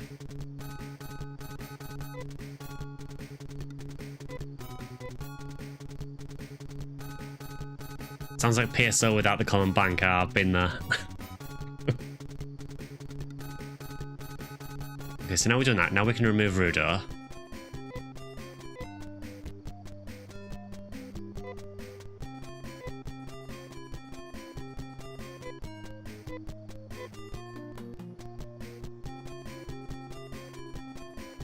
So let's take Kane and we'll also take Shia.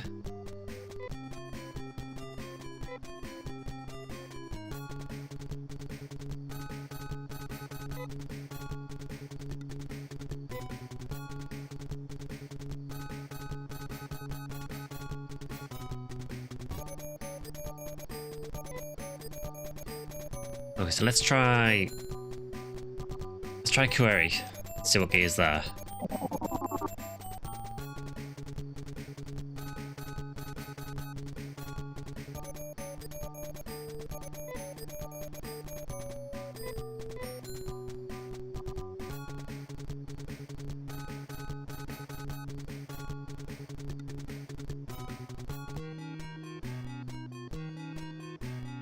Okay, so this is where I get the laser slashes from, so...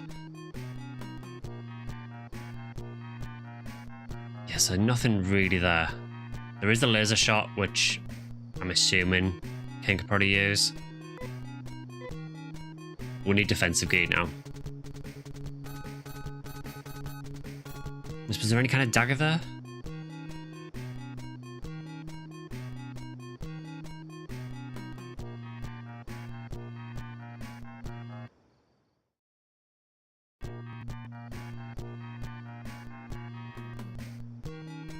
So for sure it's recommending laser knives, which are not here.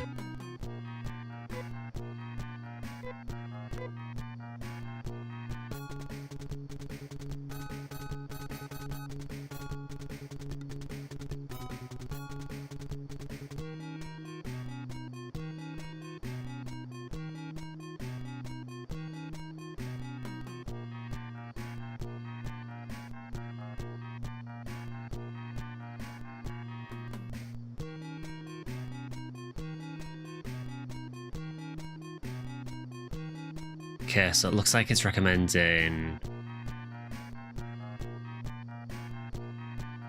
Looks like the ceramic cape,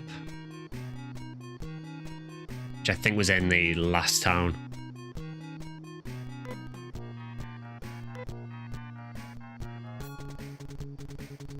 So I think it's going to be a case of just maybe getting her a dagger. Well, I suppose it doesn't really matter too much at the minute because she's going to be defending anyway for the first few battles.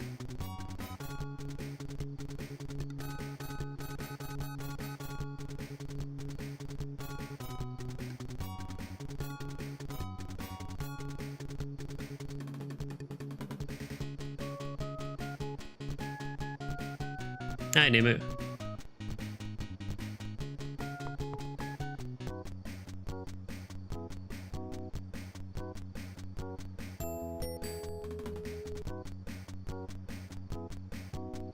Okay, let's just try a battle here. We have just saved it, so...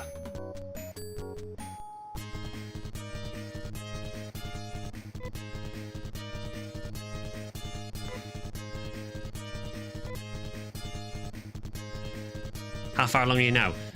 Still not too far. I believe we now might have all the party members. I don't know if there's any more. We think we filled all the slots for the party members, so I'm assuming maybe that's all of them. But we're just in the process now where I just need to grind a ton to level them all now. It's basically giving me a load of characters within a short space of time, so they're all, when you get them in this game, they're all level 1. So you have to grind them.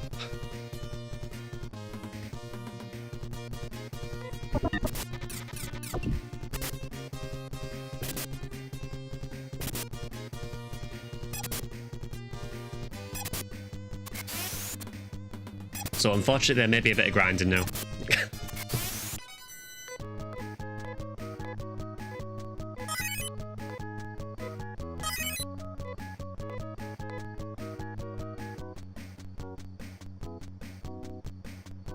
Yeah, anyway, we just got so we just got our last character, which is Shea, which is a thief.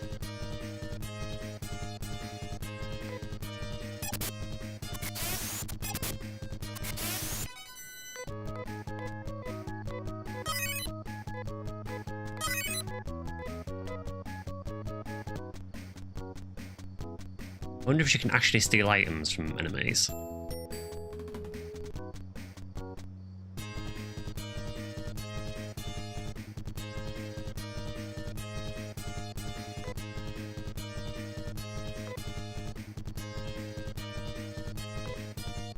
She has fire. Looks like she can't yet, maybe, but maybe she can later.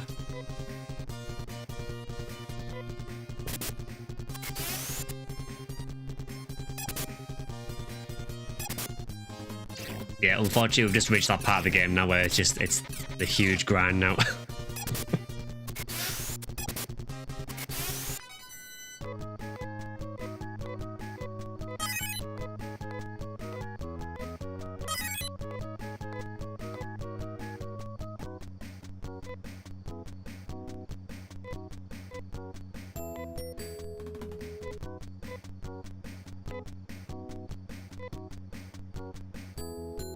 So Kane has Fui, Forsa, and Asia.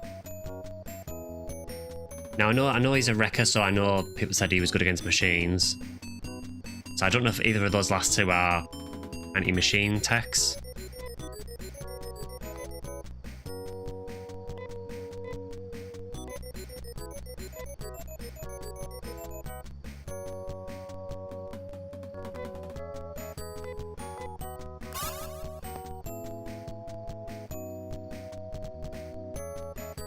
I know there is a lot of quick saving, but when the party's this weak, when two of them are literally like level 2 or 3, it's probably worth doing after every battle at the minute, just until they've got a few more levels.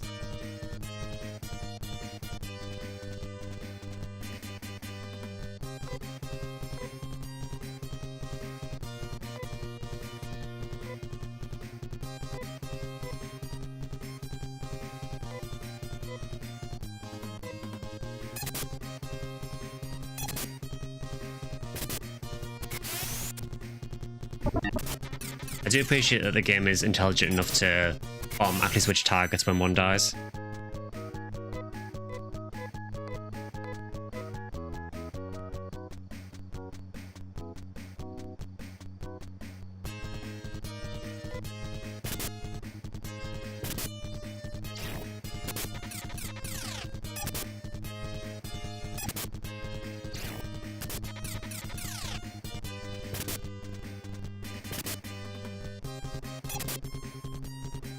Yeah, these guys are definitely getting stronger.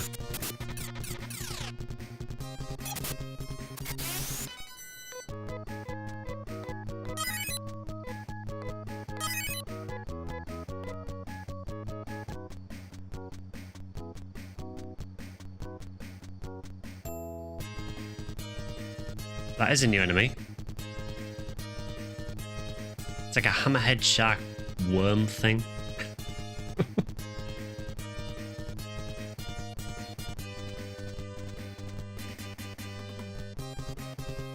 Oh, thanks, Mark.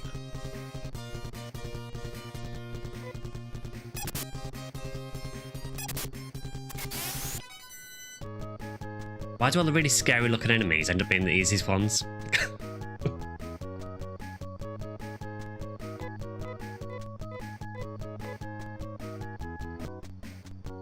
It's Baby Shamberton.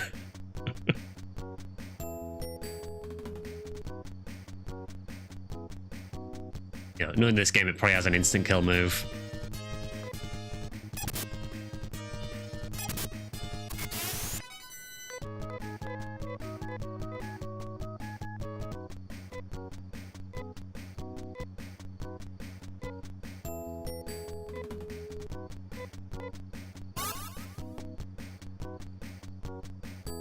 Yeah, so I just kind of feel like the amount of workload I've got with this game now is just massively increased. It was just a case of getting a bit of gear for, for a couple of party members, but now it's, no, you now need to level several party members and equip them all.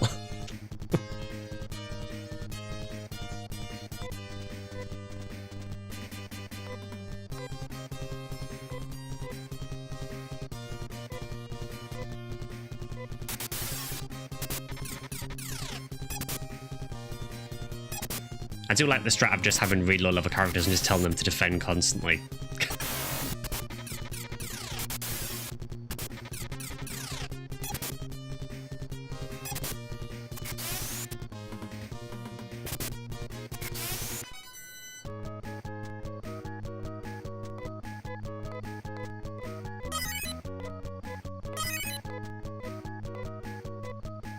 Nope, she learned something.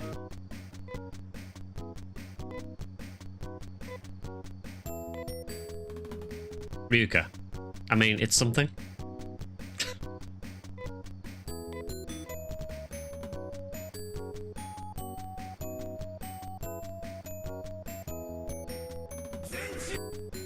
Thank you for the Zenchi.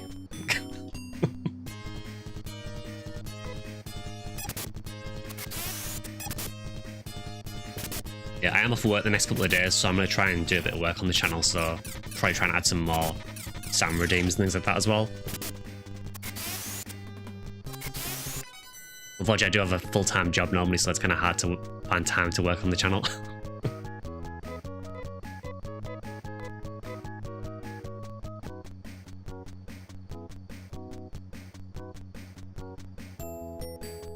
So I know this is not the most exciting part of the stream, but unfortunately, I kind of have to.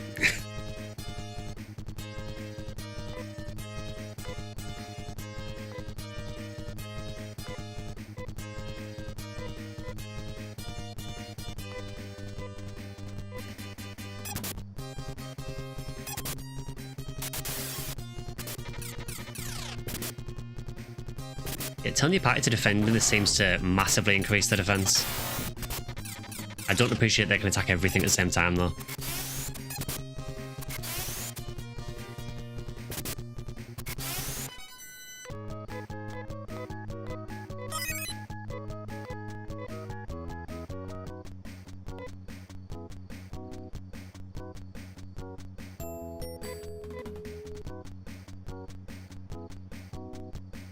Okay, yeah, we could probably do with a restaurant Kane and Shia.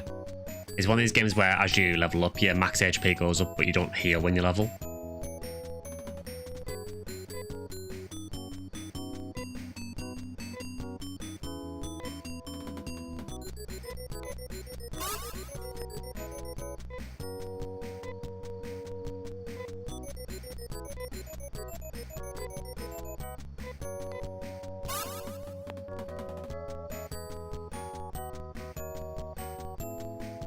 Not healing when leveling kind of makes sense though. It does, it's just nice to have the heal.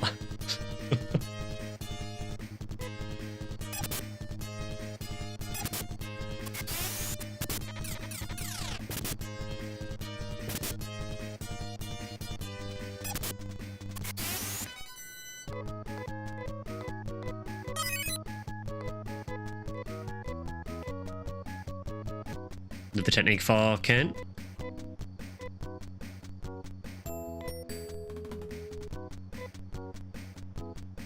Rimmet and Gadge. The techniques in this game continue to confuse me. Phantasy Star IV isn't as grindy as this, but there are points where the bosses skip like 10 levels in difficulty, so you'll have to do a little grinding, but you wind up with tons of Mazetta, so it evens out. Yeah, I suppose that's the advantage in this of doing the grinding. I guess you are making money as a side effect of that, and then you can obviously upgrade all your gear from it. It's just, I've never been a huge fan of having to like stop what I'm doing in the story and just grind for a while. But I know that is kind of a JRPG thing.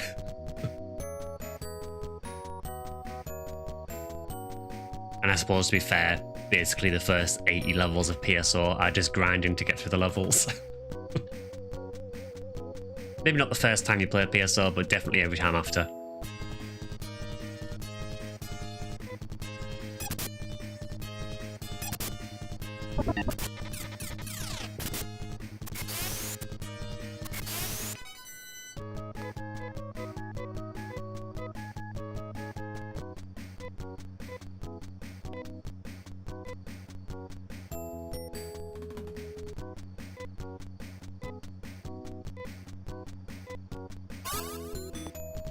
Only had to grind in the last part of the game in 4 because of how the side quest helps a lot with good gear, money and experience.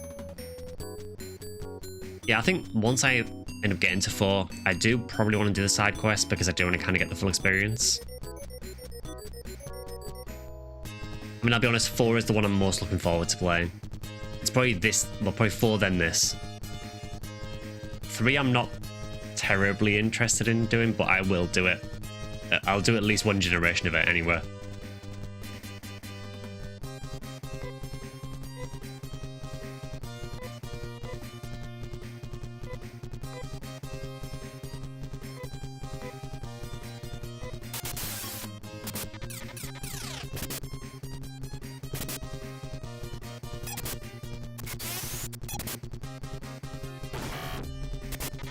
Please don't do that.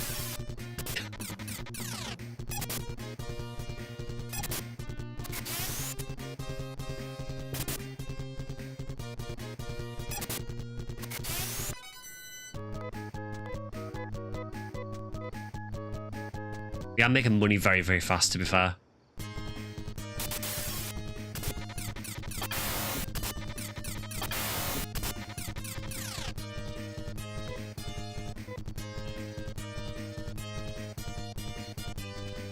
To be fair, you can skip 3 entirely and miss nothing because it doesn't have any story ties to 4.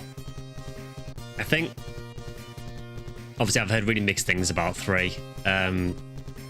From what little I understand about it is it basically plays in like different generations. I think I definitely do want to do one generation of it just to experience it. But after that, I'm not sure if I'd do any more. Then I might move on to 4.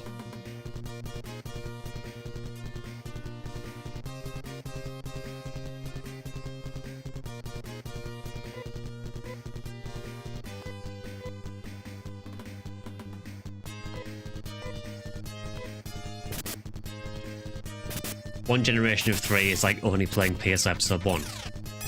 I mean, it was Draken that more or less said that to me. They said like you won't miss too much if you just do one generation. I mean, it depends. I mean, you know, if I play 3 and I really enjoy it, then obviously I'll keep playing it.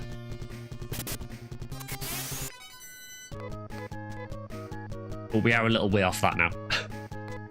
We have the small matter of getting through this grind first.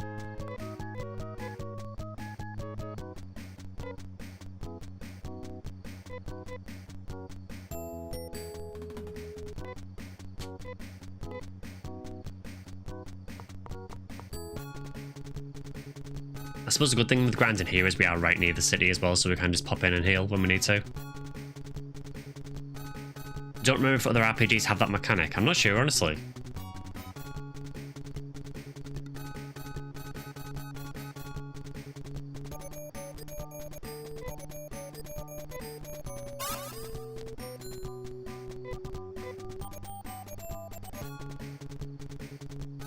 I know there's other games that have obviously worked on the premise of different generations. I mean, the one that sort of leaps to mind is Rogue Legacy. I know it's not an RPG, but that's kind of the whole premise of Rogue Legacy.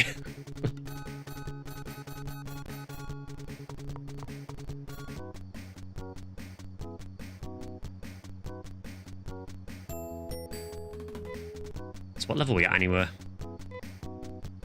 Level 7. Okay, we're not too far off.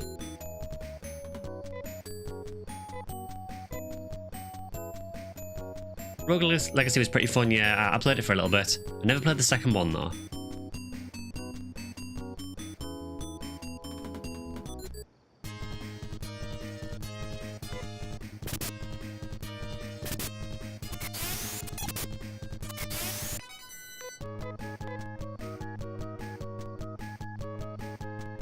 Remember in Dragon Quest V you have kids, but it's not like Phantasy Star 3.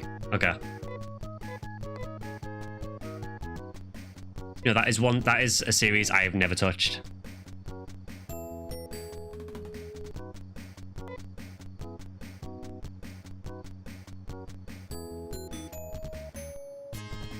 The more you watch this, you'll realise how little I've actually played because my entire childhood growing up and adolescence was basically grinding PSO constantly. So, you know, if there is a game I haven't played, learn PSO.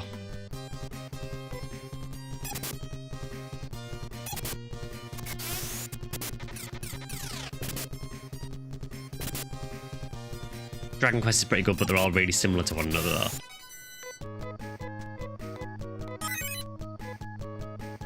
Kind of sounds like the Pokemon games to me, that it's basically the same game repeated every time. For what it's worth, I do like the old Pokemon games, but yeah, they are all basically the same game.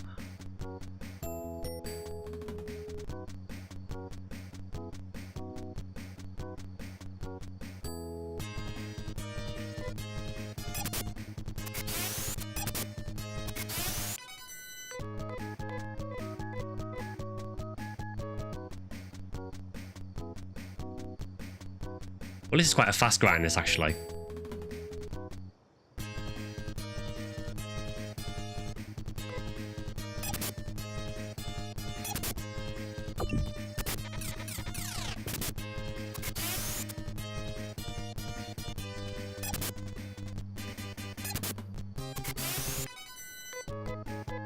So what I'm learning from this is that Rolf and Nick can basically just duo.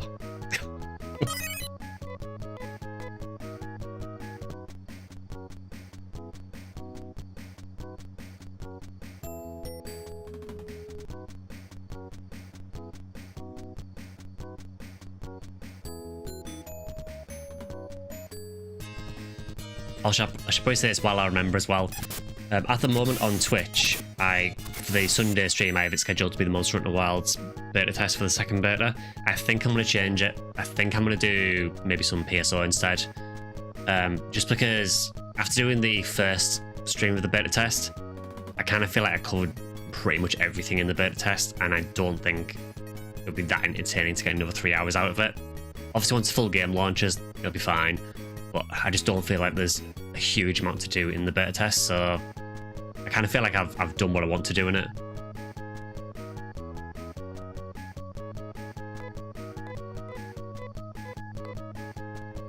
Yeah, the problem for me, Pika, is a lot of the weapons that I main typically in Monster Hunter are the ones that are getting big updates in the full release that are not represented in the beta test. So Lance is getting huge upgrades, Insect Glaive is getting huge upgrades, and they're two of the main weapons I run.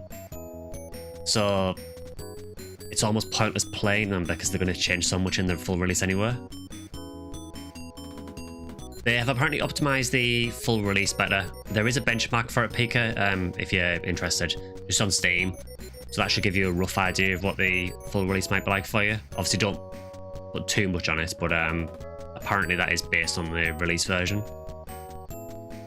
Yeah, I saw the SGS banner in Emu. In fact, if it's the one I'm thinking of, I was running Tower at the time, trying to get SGS. Oh, so we had Pug Hit, now we've got Hit Tail.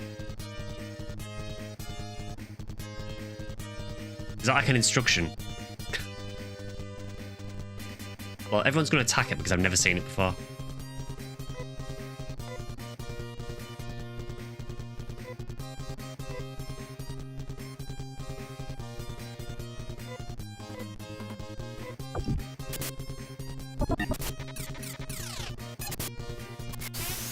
It was still really easy.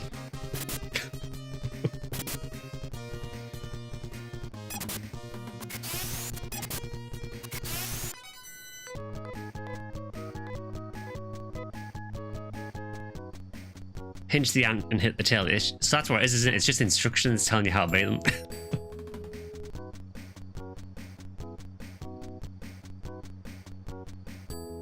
Yeah, I would imagine that the full release of Wilds is still going to be rough to run,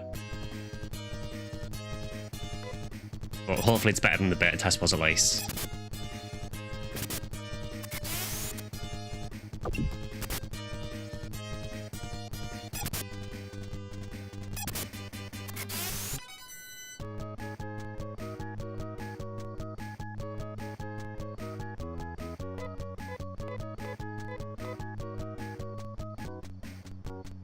I mean, I am massively looking forward to Wilds, but I just think with the beta test, because there was only a few monsters in it, there's only so much you could really do. I mean, I know there are people that have hunted all the monsters like 50 times, but it's not for me. Maybe in the full release, I'll be more inclined to do it, because then at least you're getting, you know, parts for doing it to craft gear. But because there's no crafting or anything in the beta test, it doesn't really feel worth putting much time into. It was good to test the game out and get used to it, but I'm sort of happy with what I've done of it now.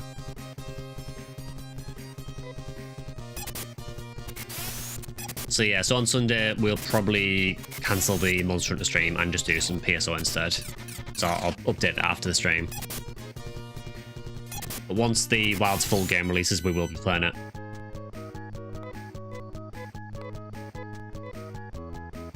What I will say about the Wilds streams is don't expect a full story playthrough, because I will be grinding it off stream as well. So I think the plan is basically I'm just going to play whenever I'm streaming. Whenever I'm streaming, I will play Wilds, assuming it's a Monster Hunter stream, and I'll just do hunts with people in chat. If it advances the story a bit more, then fine. But I'm not going to focus too much on completing the story on stream. It's more just about actually hunting things.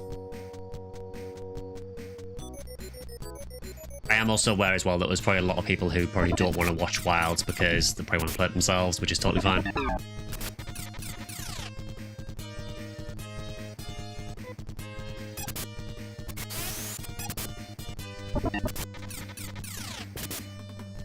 And just to reiterate as well, the channel will always be mainly Phantasy Star focused, so although I will do Monster Hunter content, it will always be primarily Phantasy Star.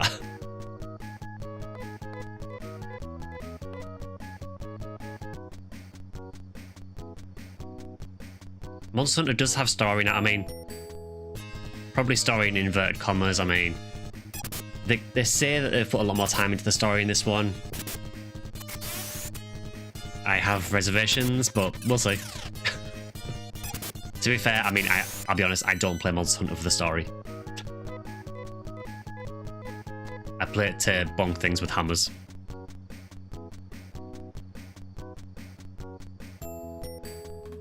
Especially when the last few Monster Hunter games have basically been, you know, amping up this monster that's causing calamities everywhere, and then you kill it and it's like, oh, no, actually it was this one instead.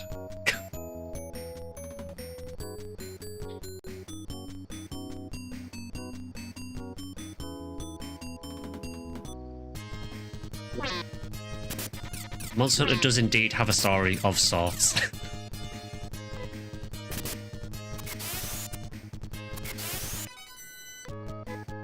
Although the story is normally just, hey, this monster's been a bit of a dick, do you want to go and take care of it?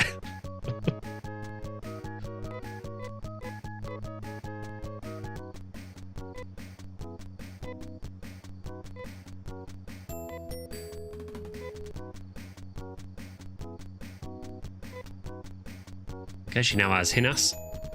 That's helpful at least.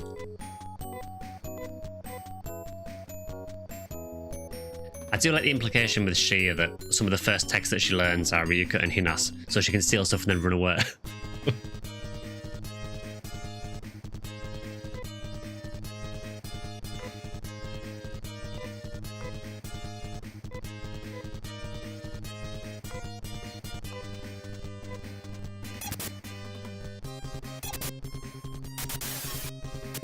And at some point we will play PSO when it is a rare drop week as well. Because apparently my timing is terrible for playing PSO and I always pick the worst weeks for it. So when we stream it on Sunday, it'll be Experience Week.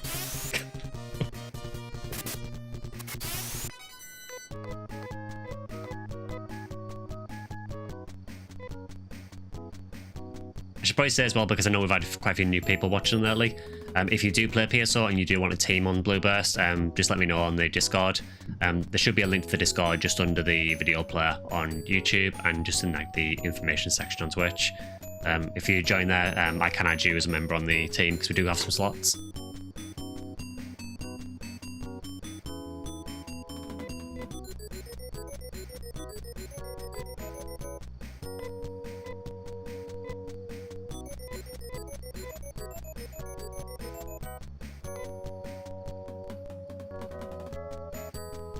From what some friends told me of their beta experience, Radar was being a turbo shitter, so your experience wasn't too uncommon.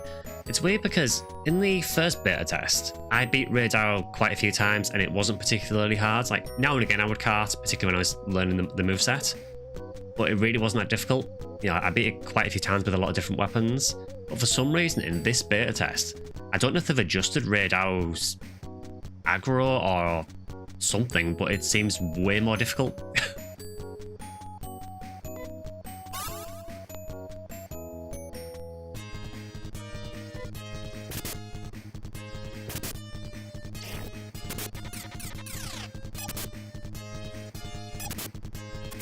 I mean, it could be that after the first beta test, maybe they decided that Radar was a bit too easy.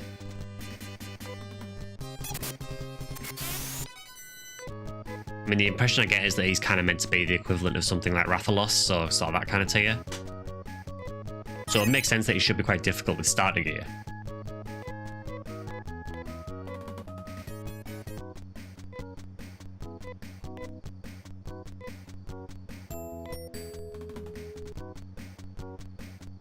Maybe it's because I wasn't there this time. Maybe it was, yeah. Maybe all we needed was Kilnyaf.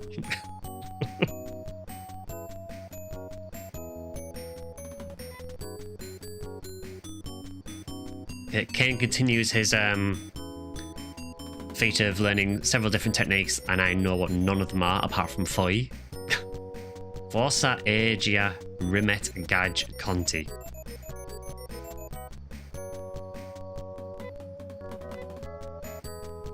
I'm sure we'll figure those out at some point.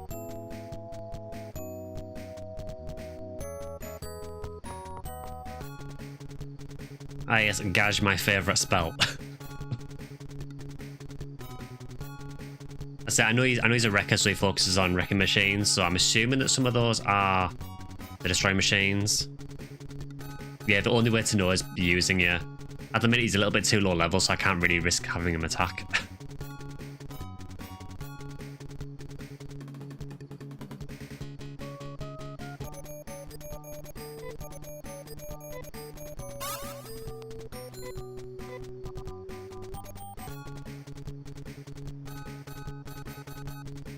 Sir, I require you to move. Thank you.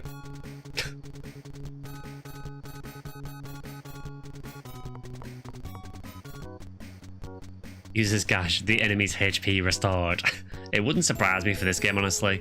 You know, bear in mind, you know, this is the same game where we just ate a cake and then almost died.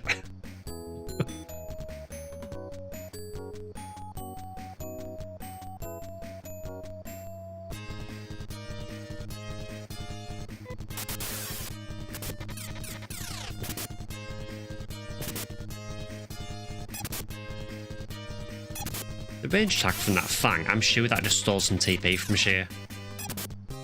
Could be wrong. But didn't steal any from Rolf there. Could have missed saying that.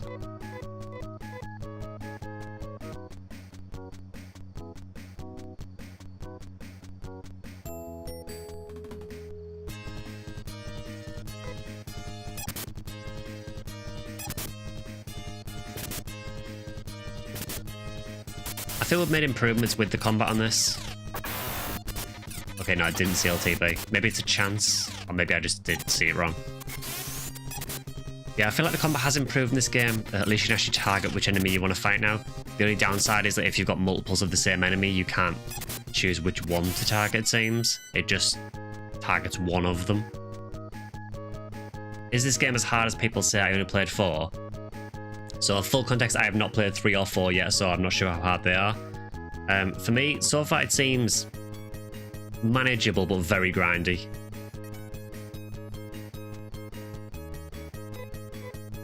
Although, now and again, there are really weird difficulty spikes. So, in one of the first dungeons, there is a specific enemy in there that can just wipe your party really easily. For the most part, though, the difficulty so far doesn't seem too bad. It's just like the odd enemy here and there. But yeah, just very, very grindy.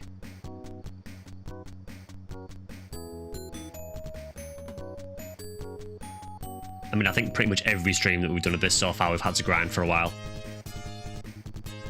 I think generally what's been happening is we'll do one dungeon and then it's like, okay, we need to grind for the next hour.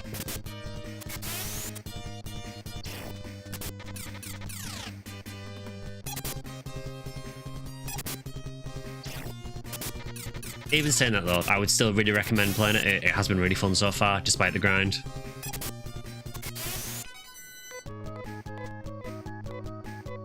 Honestly, it's worth playing for the music alone.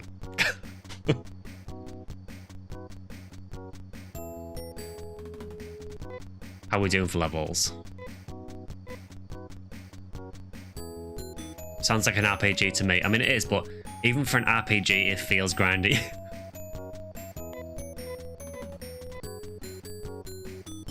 Okay, they're at level 9, so we are making some progress.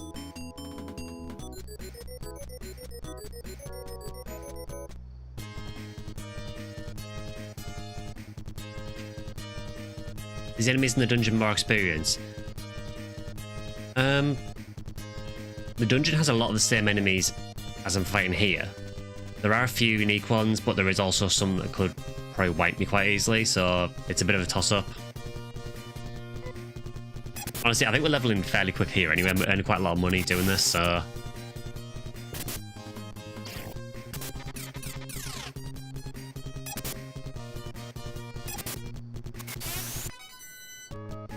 I'm hesitant about where I level at the minute because at the moment I basically have 2 usable party members.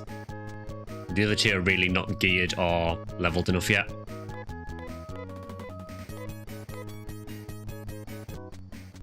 So I'm essentially duoing everything.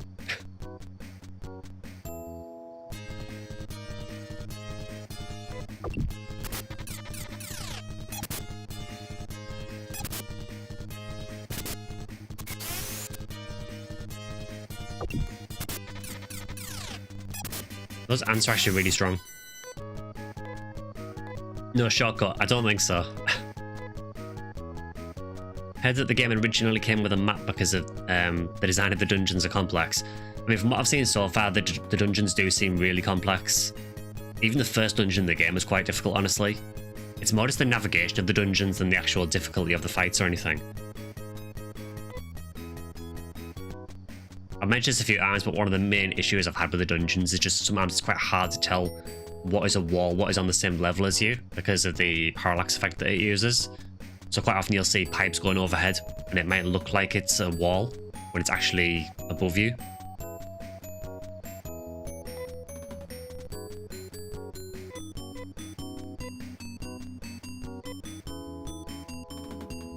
Yeah, and all the dungeons so far pretty much look the same. I think there was one dungeon that had a different colour palette.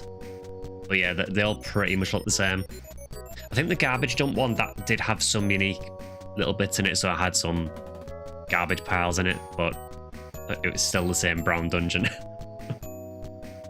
If I recall correctly, the later dungeons were like by a melee. Oh, I can't wait for that.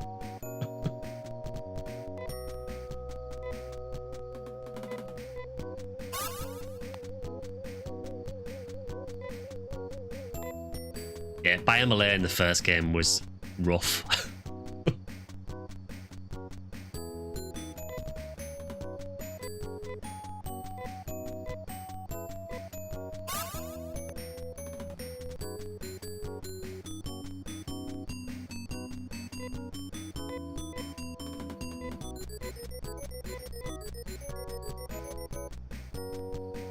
It's kind of insane how fast near levels.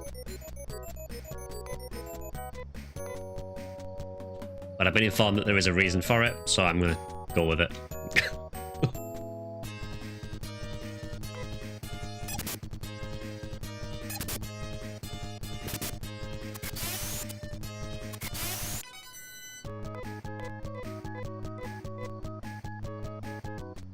It's kind of funny though, because even though she's double the level of everyone else, her stats aren't really much higher. She's about as strong as Rolf.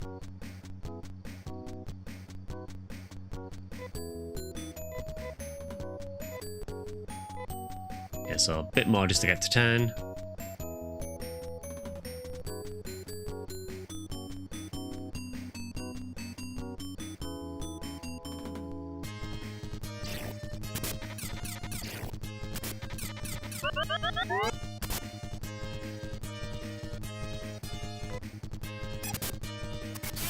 Typical Newman development. I mean, yeah, to be fair, being high level and having no stats is kind of Uniwell to a T, really.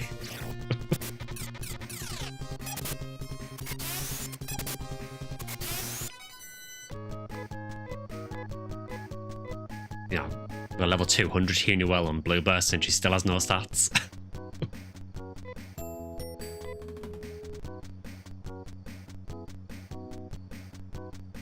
Well, certainly no accuracy anywhere.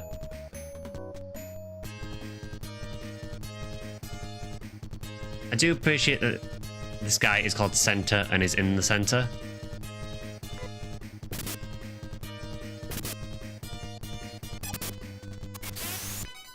I don't know why it's called Center, but, you know.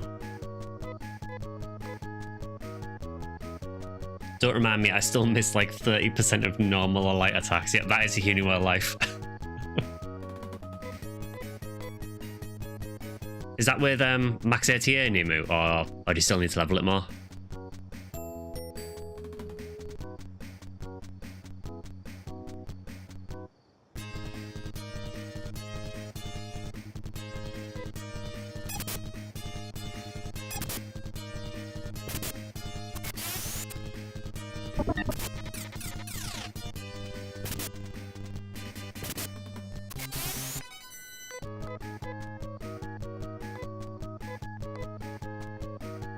Around 160, okay.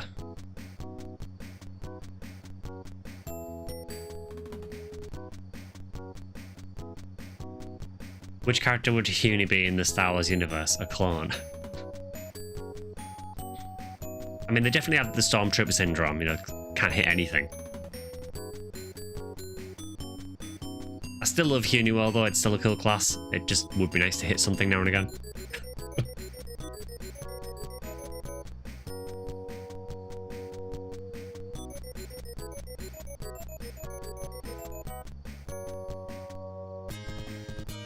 Even with a 40 hit red sword, I still miss.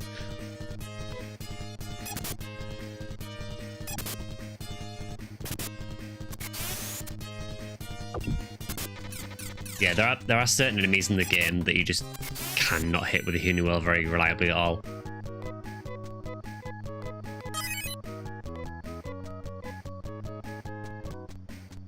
Okay, she is at 10. Kane is still at 9, so we'll keep going until Kane is 10. It's not like PS or stats are balancing anywhere. Not very inspiring for someone who's building one. It is a good class. I wouldn't have leveled 1 to 200 twice if it wasn't. But it does have accuracy issues. With mine, it is lessened a little bit because Red Ring gives you extra ATA, but obviously that relies on you having a Red Ring. I suppose you could use things like Adept, maybe, to get the extra ATA. Yeah, generally, at low level, it's basically just use Heavenly Arms.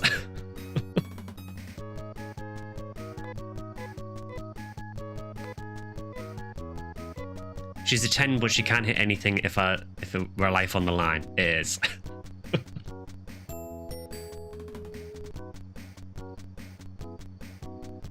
In all honesty, the only character I wouldn't make is Humor, unless it's for the lulz. Yeah, poor Humor. Got did dirty in GameCube and Blue Burst.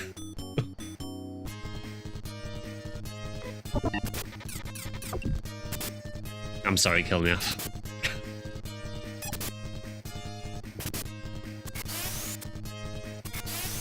At least you get to use cool stuff like Zanba.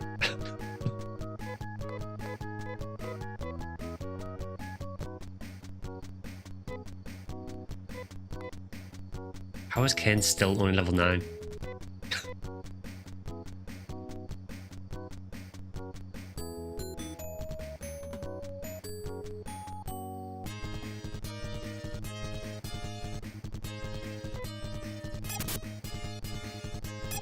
It did get some justice in Phantasy Star II, yeah.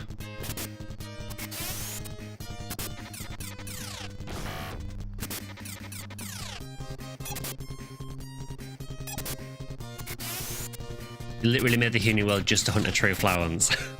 It's a really good sword, honestly, and it's really easy hunt as well. I suppose the difficult bit is getting one with hit.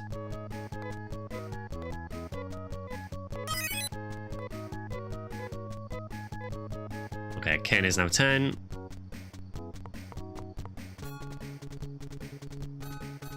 How much money we got?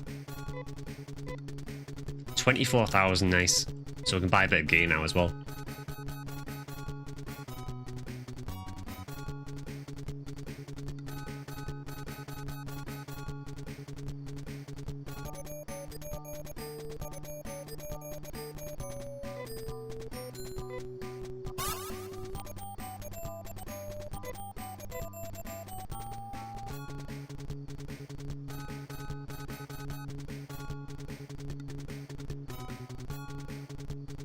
Bring Sheer to Central Tower.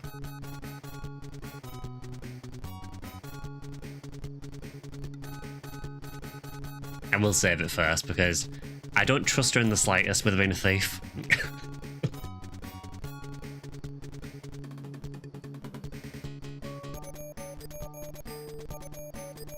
Wish it were easy. You've got through at least 100 lilies and only 1 flounce to date and no hit. I suppose at least the drop rate for the weapon itself isn't too bad. I think it's what, 1 in 214, somewhere around there. She just steals the entire tower.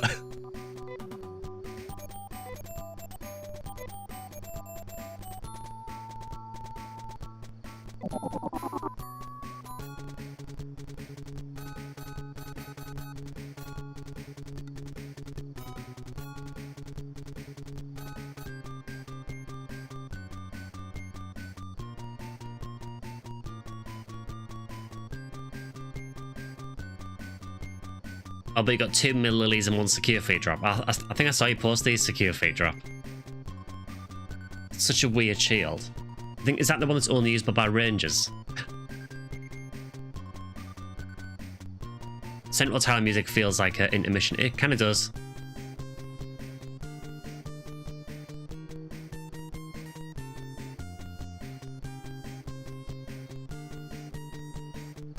The one time I don't care about rare spawns. I told you, it's not rare enemy week, so of course they're going to show up. That's how it works.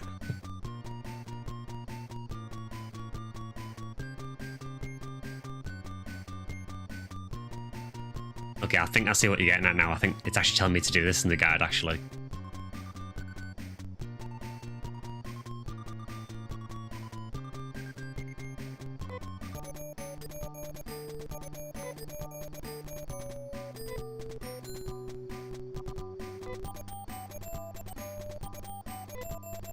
Let's actually deposit some stuff in here because there's probably stuff I'm carrying that I don't need.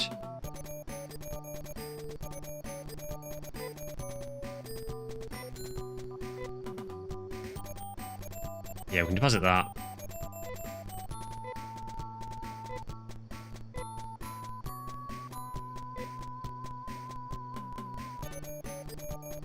We don't need another fiber core, so that can go there.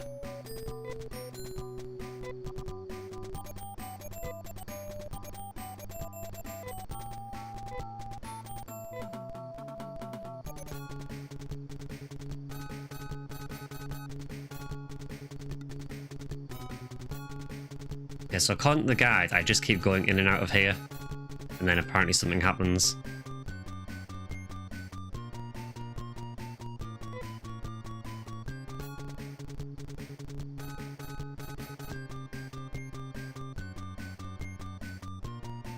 I think I have to go to the room and then go out.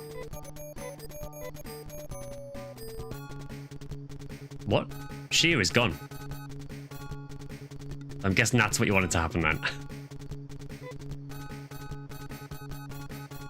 Do I have my items with me? Because I'm immediately getting Yuffie vibes here.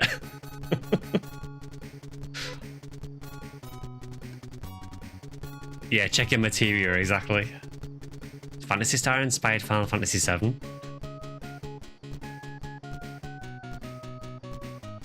All I know is that if I get a platinum badge from anniversary this year, it's definitely going towards a gold. I would not blame you in the slightest because hunting gold is misery. Actually, just not appear to have stolen everything, so that is good.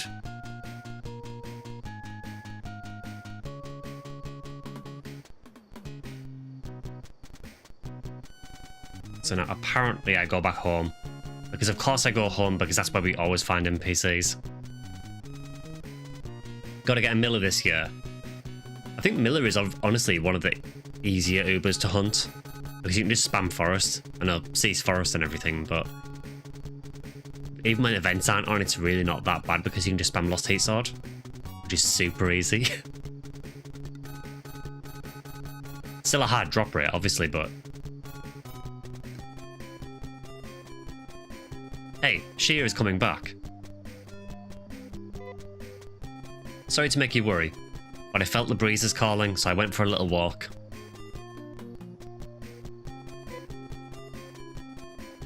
Well, we're off. Let's get going. Okay. So she's now back in my party again.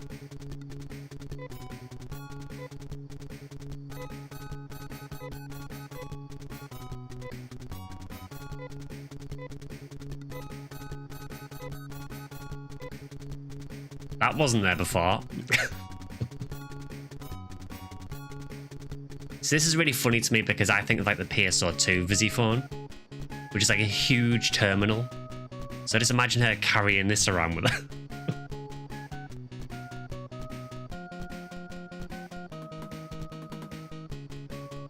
This item can save your game from anywhere. I like the sound of that.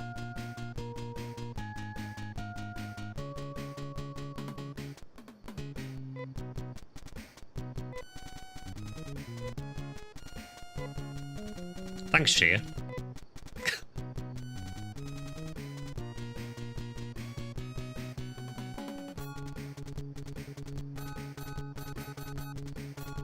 Now go to the weapon shop with Shea and steal for a while. So that's how the stealing works in this game. You just steal from the vendors. I was thinking more like Final Fantasy stealing, where you steal from enemies. Not literally stealing from vendors.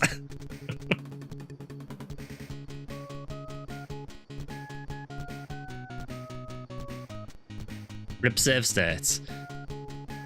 Yeah, I'm not sure. I mean, I doubt it works because the normal saving doesn't work with this mod. So I do kind of have the Visiphone already because I can just go.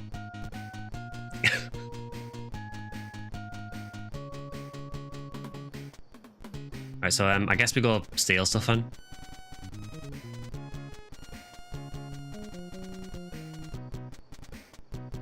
It just says go to the weapon shop, so does it even matter which one to go to?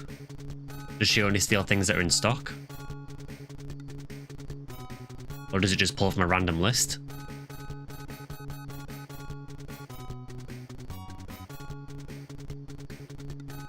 So hey, She, you know these people that have done literally nothing wrong to us? Let's go ahead and mug them.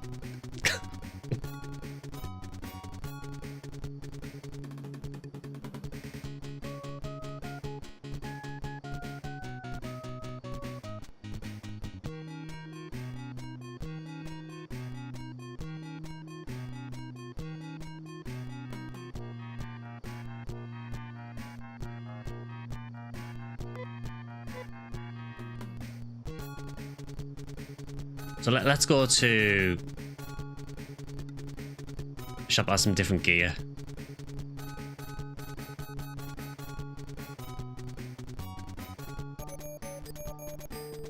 She's apparently a lot accurate thief, yeah.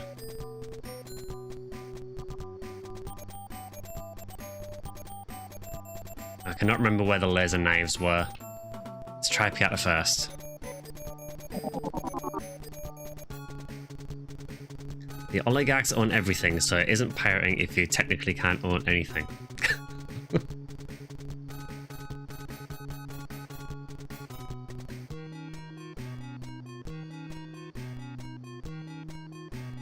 No, you only have a laser sword.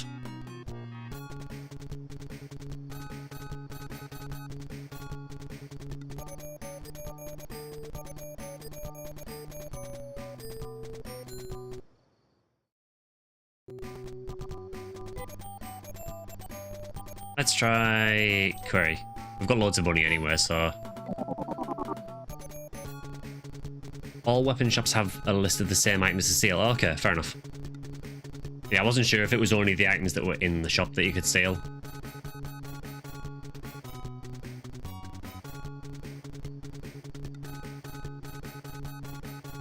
Was this the place where no one liked Motavians?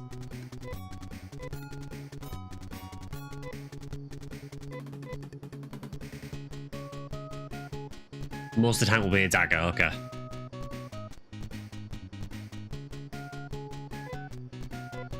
Now these are nice people here, so we're still gonna steal.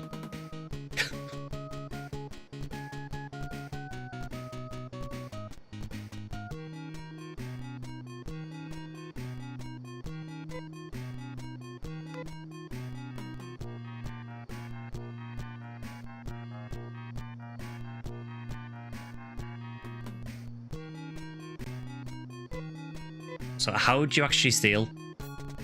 Because I can't see an option for it.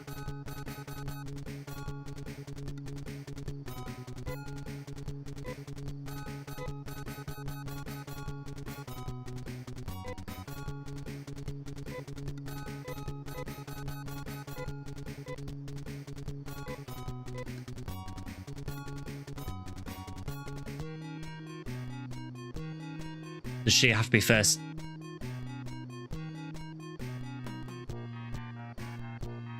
While you're also nice and helpful, give me your stuff.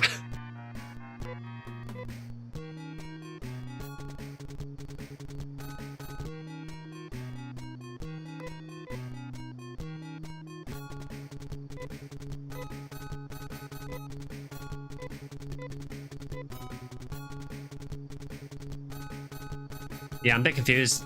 I'm not really sure how to steal. Which sounds really weird out of context.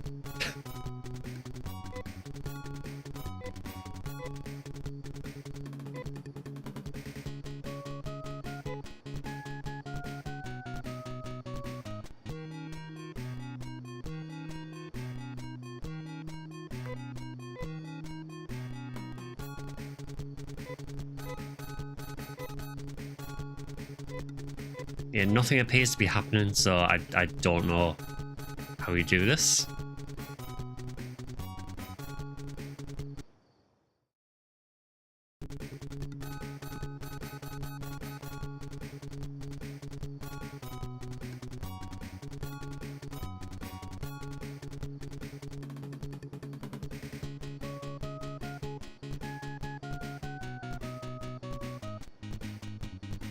Yeah, the guy just says steal from the shop. It doesn't tell you actually how to do it.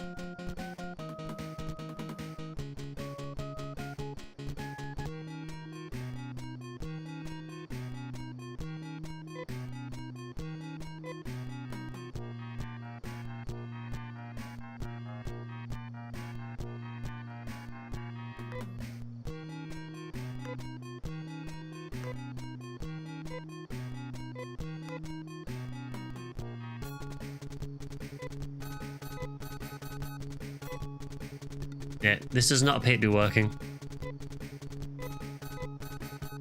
Does anyone know how you actually steal? Does she have to be first in your party or something, or...?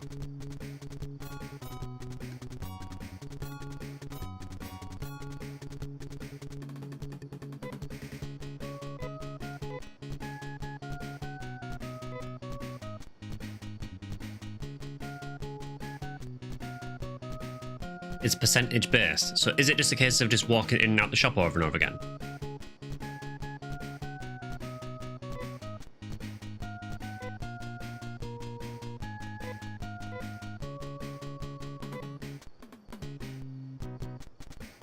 You just go in and out until Shia is gone, okay.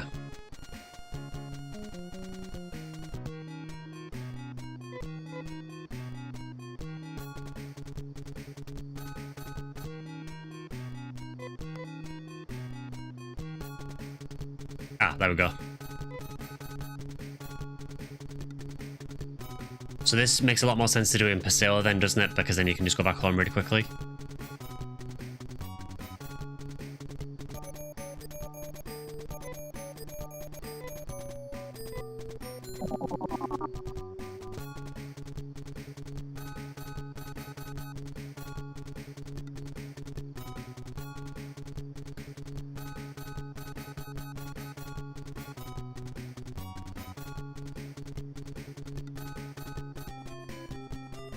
Hey, Shia is coming back again.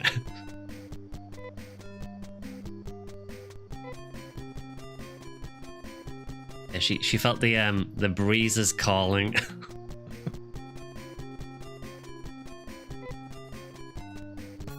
Okay, what did you steal? A dagger. Well done. We'll sell that then.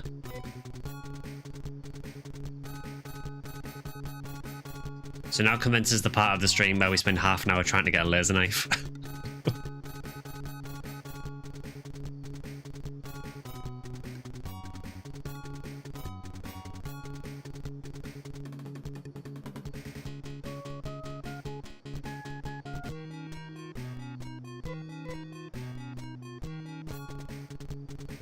Oh, she saw straight away there. Absolute kleptomaniac. She get the set of Kybris here. Screw the rules, I have green hair.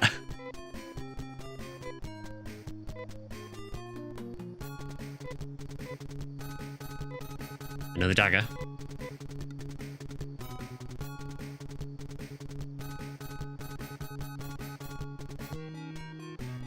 mean, it is an interesting mechanic. I was expecting the stealing to more be stealing from enemies rather than anything else, but no, she is just a straight up thief.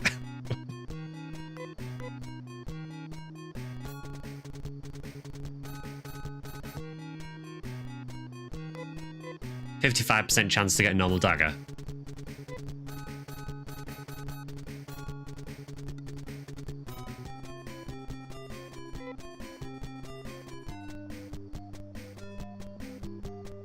Wouldn't this make using Shia really annoying though, if you're away from Paseo? Because if you need to go in a weapon shop for any reason, you could walk out and then she could just disappear back to your room again.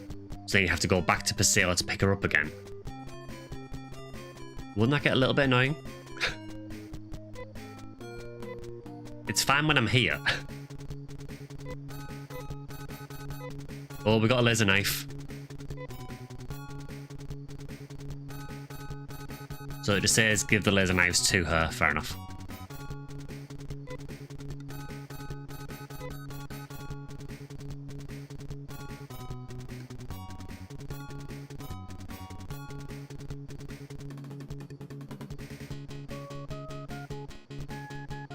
Oh, there's a limit on how many times you can do it for each shop type. Okay.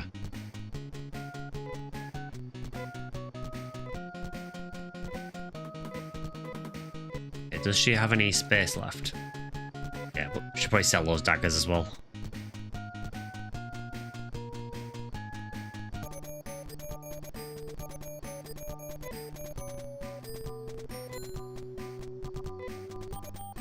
I mean, each dagger is 100 Meseta, that's not too bad.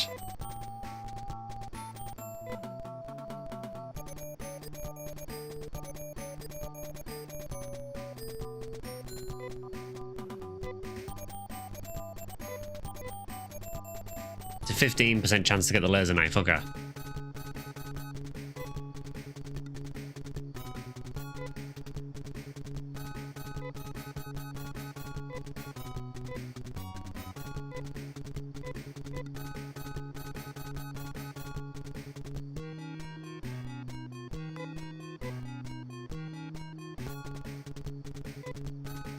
Well, she's on a bit of a stealing spree now.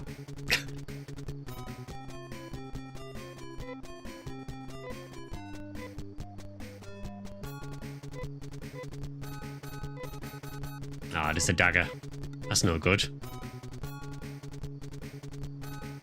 Inushi, I need you to steal more.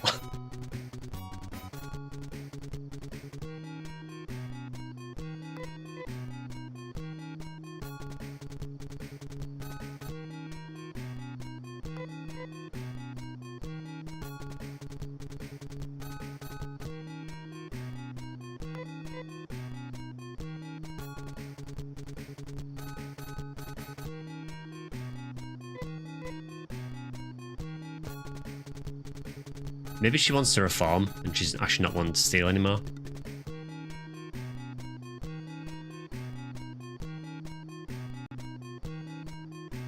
Try stealing when Shia is the only alive party member.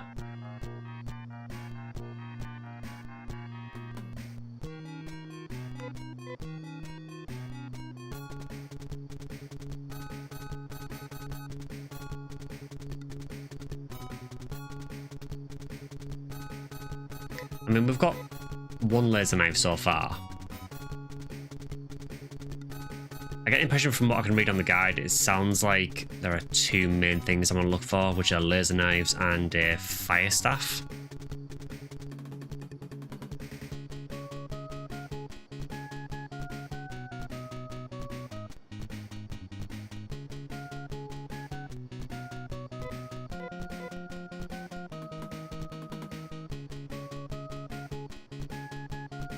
So pick it when you say that you have 20 chances on each item type, on each item shop type.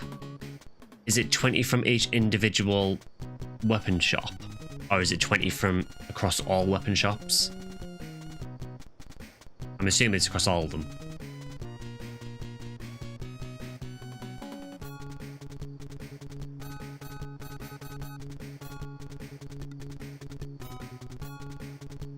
Also, can we steal things from the armor shop as well?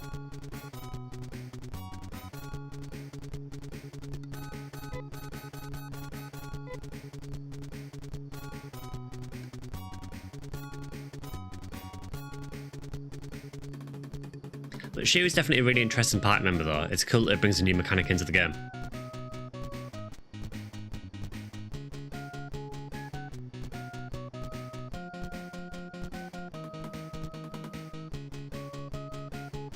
You can get some free mates as well.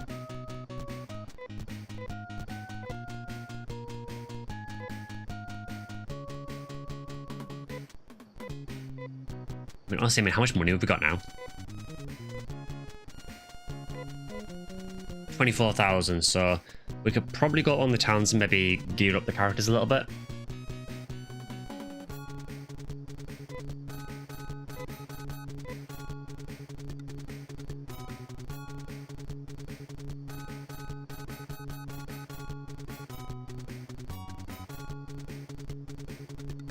Need to sell those daggers when I got the next town as well.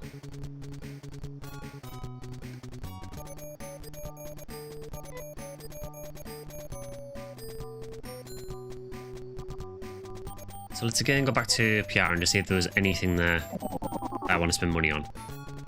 I think it's mainly like defensive gear I need now.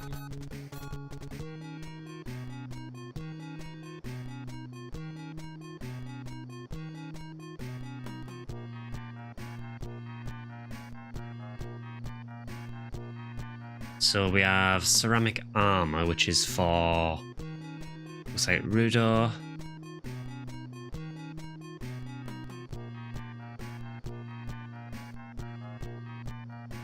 Cape is for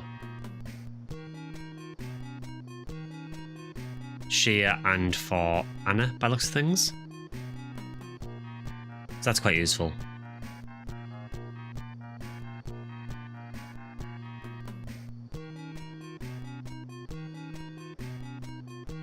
Yeah, I guess we can maybe buy one ceramic cape.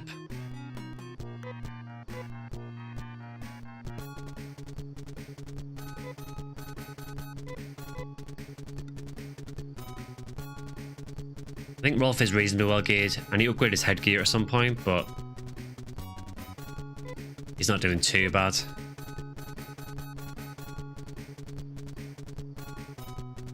Yeah, that's about the best we can get for Nair. We could upgrade Nair's boots to knife boots potentially.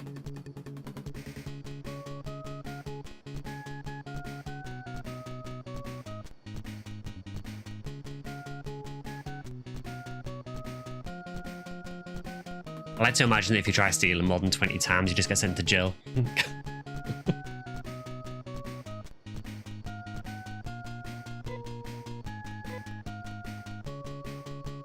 So Kane needs... So ceramic chest and titanium gear.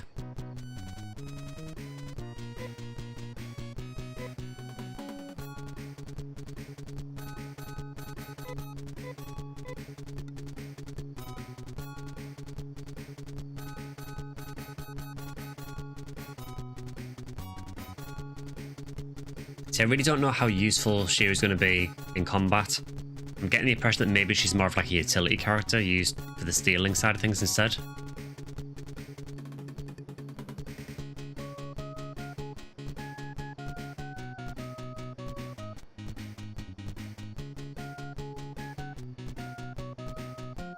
But we're not going to be using Anna anyway, so I think for now I'll buy a cape that I can use for either she or Anna. I guess she can hold it for the time being.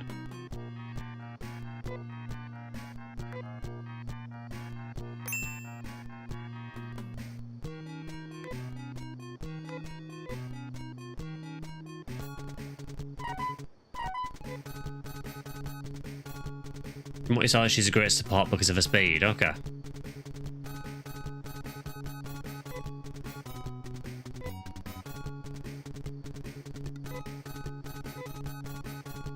Yeah, that is like double the defense of what she was using. Would be nice to get another laser knife. Not gonna lie, but it's a bit of a risk. I think we did good to get one.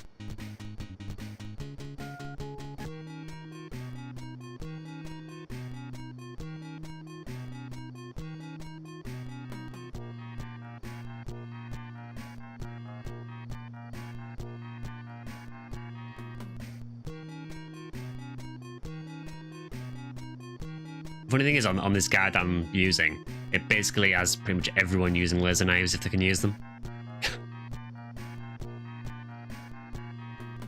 I don't know, for me, the guns seem quite good from what I've used them so far.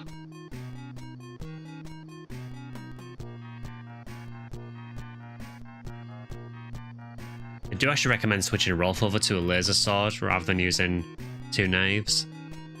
But I do quite like the attacking twice.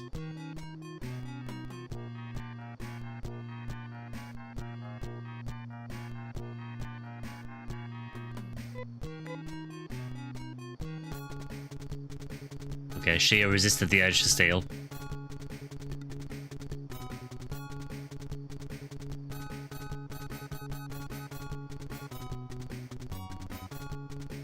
Yeah, it's going to be quite hard to bring Shia around because every time I want to go in a weapon shop, I'm going to be hoping she doesn't try stealing and wasting a chance.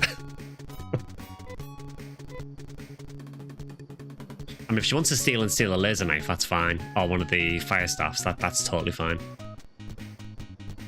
But just don't steal a dagger.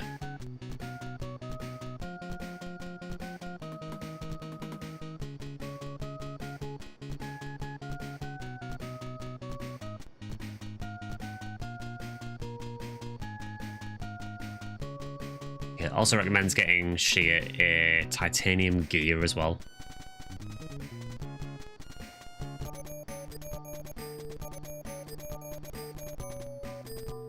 You're gonna play some PUBG, thanks for the stream. Oh, no worries, dude. Yeah, I'll probably end in about 15 minutes or so anyway, so...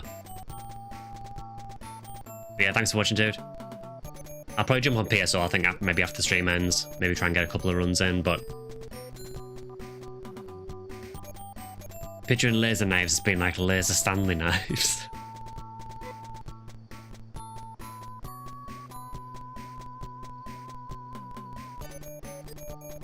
Okay, let's try Zimmer and see what's there.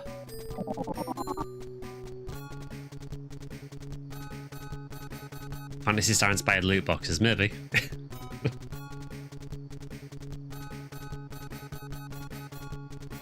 Right, Shia.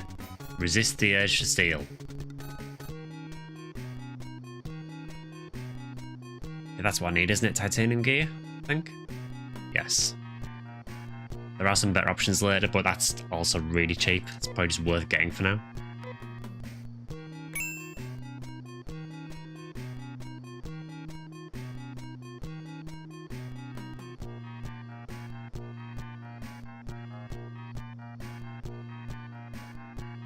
Titanium gear is actually used for some of the characters as well by looks of things. There's titanium helmet by looks of things for Kane. I guess we can get that.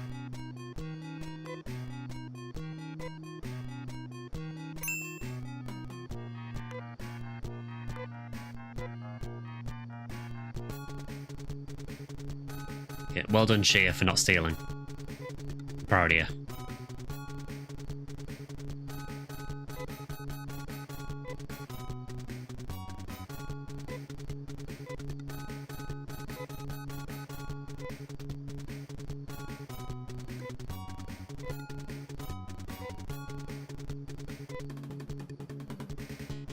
We actually really need to upgrade Rolf's headgear as well. I've just realised he's still using that one. So he also needs a titanium helmet, so we may as well get another one. Unfortunately, that does mean going in the shop again with Shia.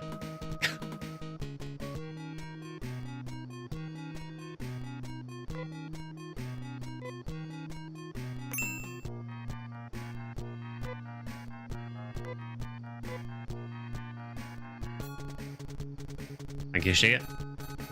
She's doing well not stealing.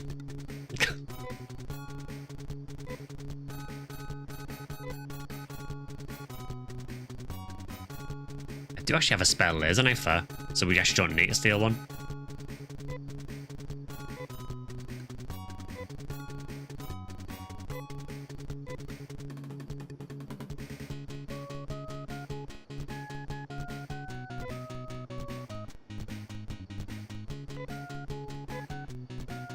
Actually, I think last time I streamed this, I think I accidentally bought an extra laser knife. Who would have thought it would actually come in useful?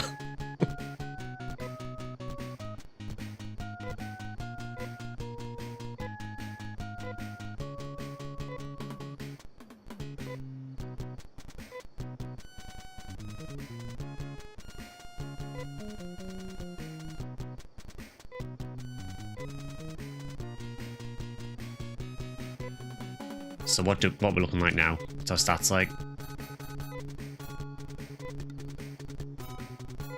So how fast is Shia? Because Nir's incredibly fast, so she is what, 68 agility, which I'm assuming is a spade. She was at 54 already. Yeah, so she is pretty quick. She has a lot of defense, actually.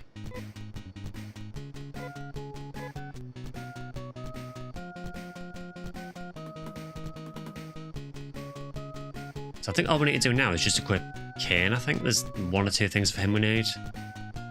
Yeah, we just need to upgrade that fiber coat to a ceramic armor, which I think I'll probably have to do a few fights for.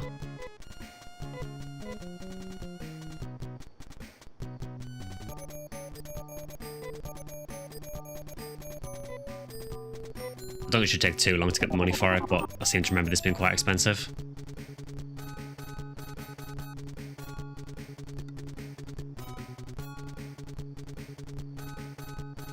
Well, here goes again. Hopefully she doesn't steal.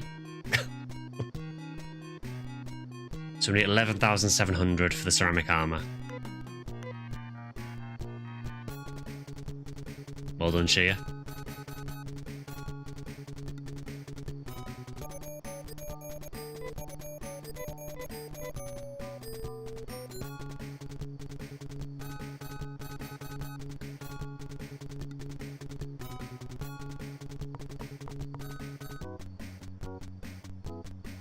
Okay, let's try these in battle and actually see what they're like.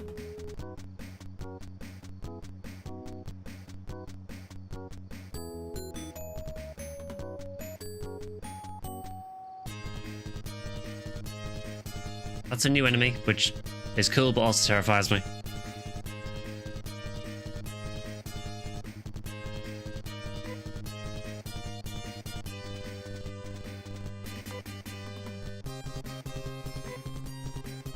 So I have no idea what any of those do, apart from fight. Using fight on the extremely hot dog is probably not a good idea. So we'll just attack.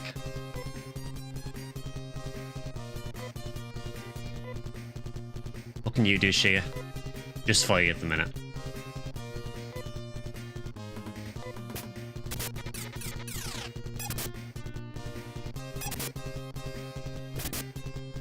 Never mind, it got obliterated.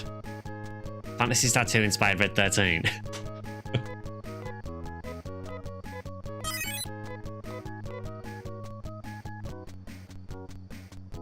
Oh, Cammy looking ass. He heard you talking shit and came back for more.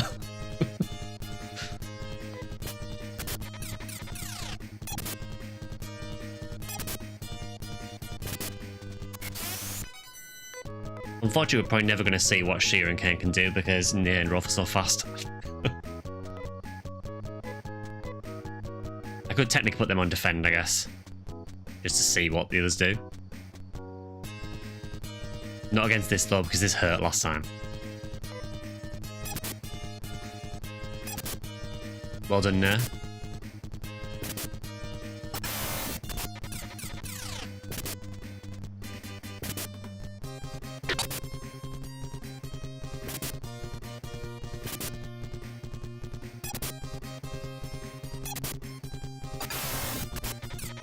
It's good money for one enemy, but these do really hurt. They're probably the most dangerous enemy here, I think, from what I've seen so far. Yeah, 880 Mazetta is really, really good for one enemy. Oh, Rolf got a new technique.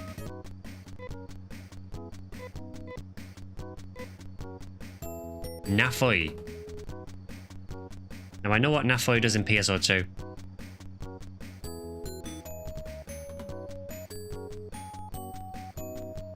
I'm sure in PSO2 that's the one where you leave, it's like a mortar bomb that leaves fire on the ground, I think.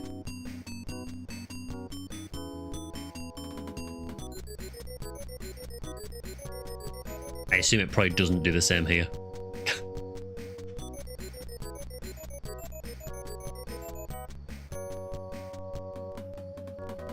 Don't remember if this is a fire raga or an AoE fire. I like how the way describing it is just to call it the Final Fantasy name because everyone seems to know what fire raga is. Thanks, Final Fantasy.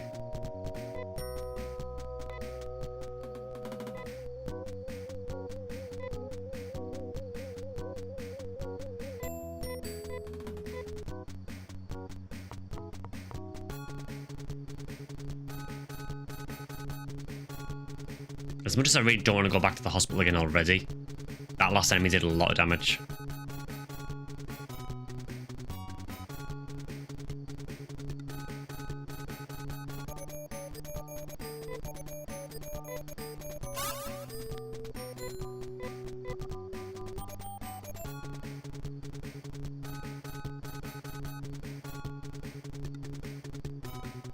Yeah, I don't know what it is about RPGs, but just making up nonsense names for all their magic.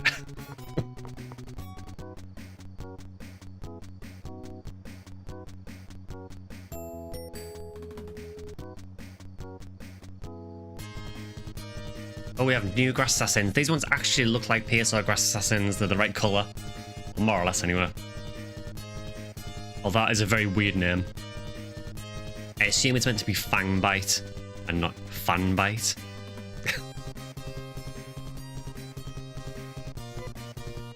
They bite the fans. That is extremely rude of them.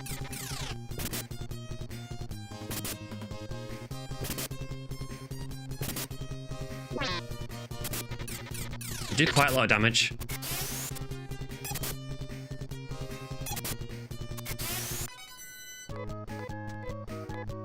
They also give a lot of money.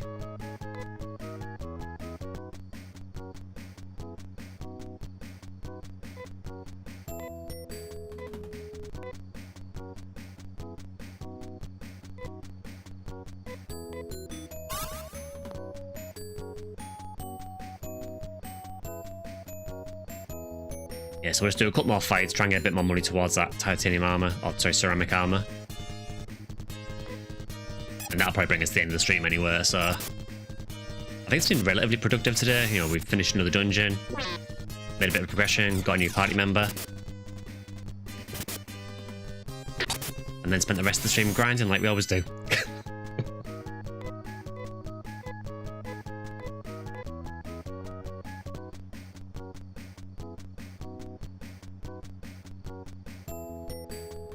Apparently there's a state of play today. I'm not sure, honestly. Oh god, these guys.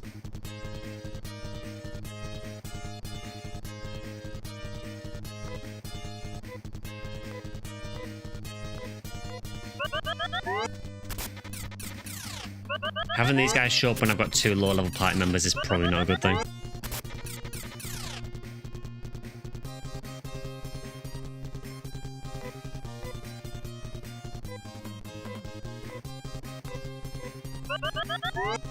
Really not keen on letting me run away either. This is why I save very often.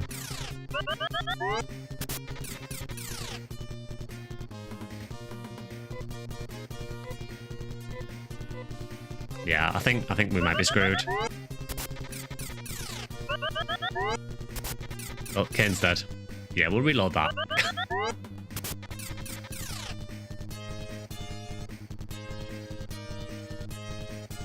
Nothing happened. Need meow exactly, yeah.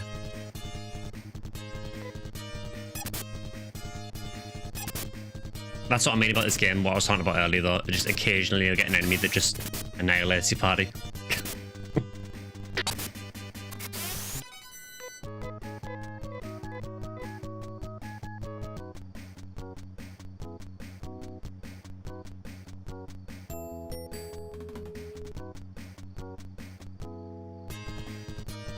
Yeah, that's why we're struggling, clearly. We need meow.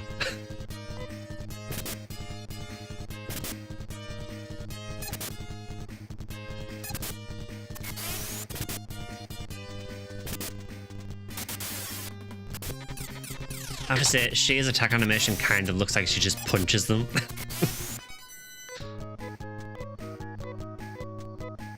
Which I like to imagine that's what she does. She tries mugging the enemies like everything else.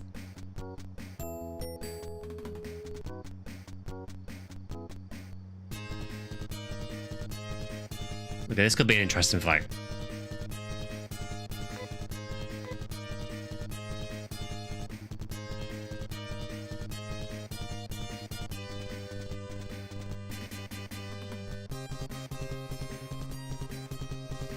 In fact, that one on the right, I think is, yeah, that's actually a different version, which kind of scares me.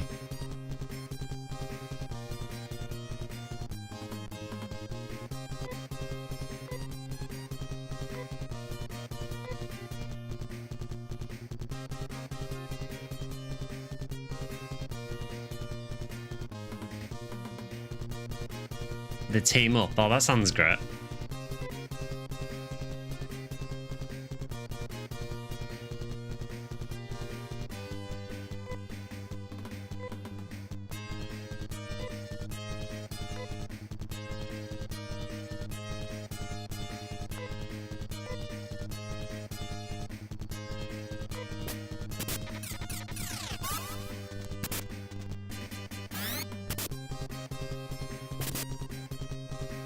I'm fine with Rolf using a bit of TP here.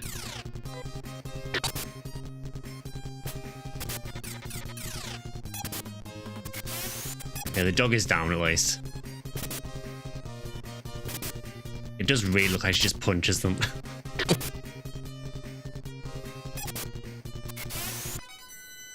Okay, not too bad. I mean, the enemies, they are hitting a lot harder now, for sure.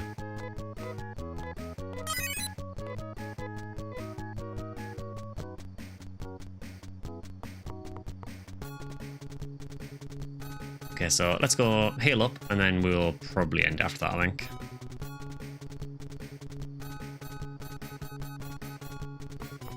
Or we could just walk outside the town, that works too.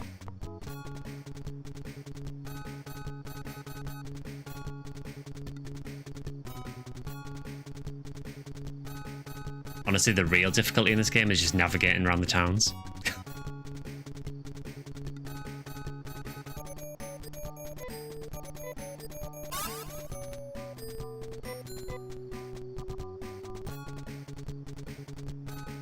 It would be really funny if she could steal from the hospitals.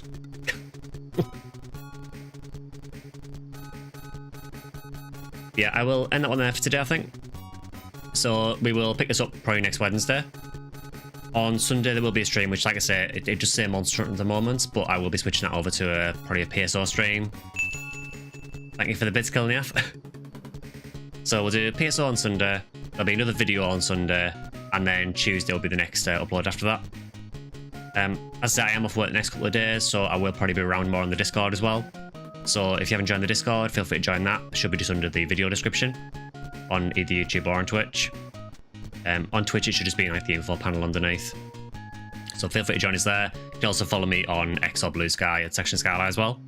And again, feel free to go and check out the collab video I did on Kathy's channel as well. Go and give her channel some love. But yeah, I'll be back on Sunday for another stream, and we'll pick up with some more PSO. Hope you've enjoyed the grinding in Phantasy Star II. Hopefully it won't be as much next week, but yeah, we'll see.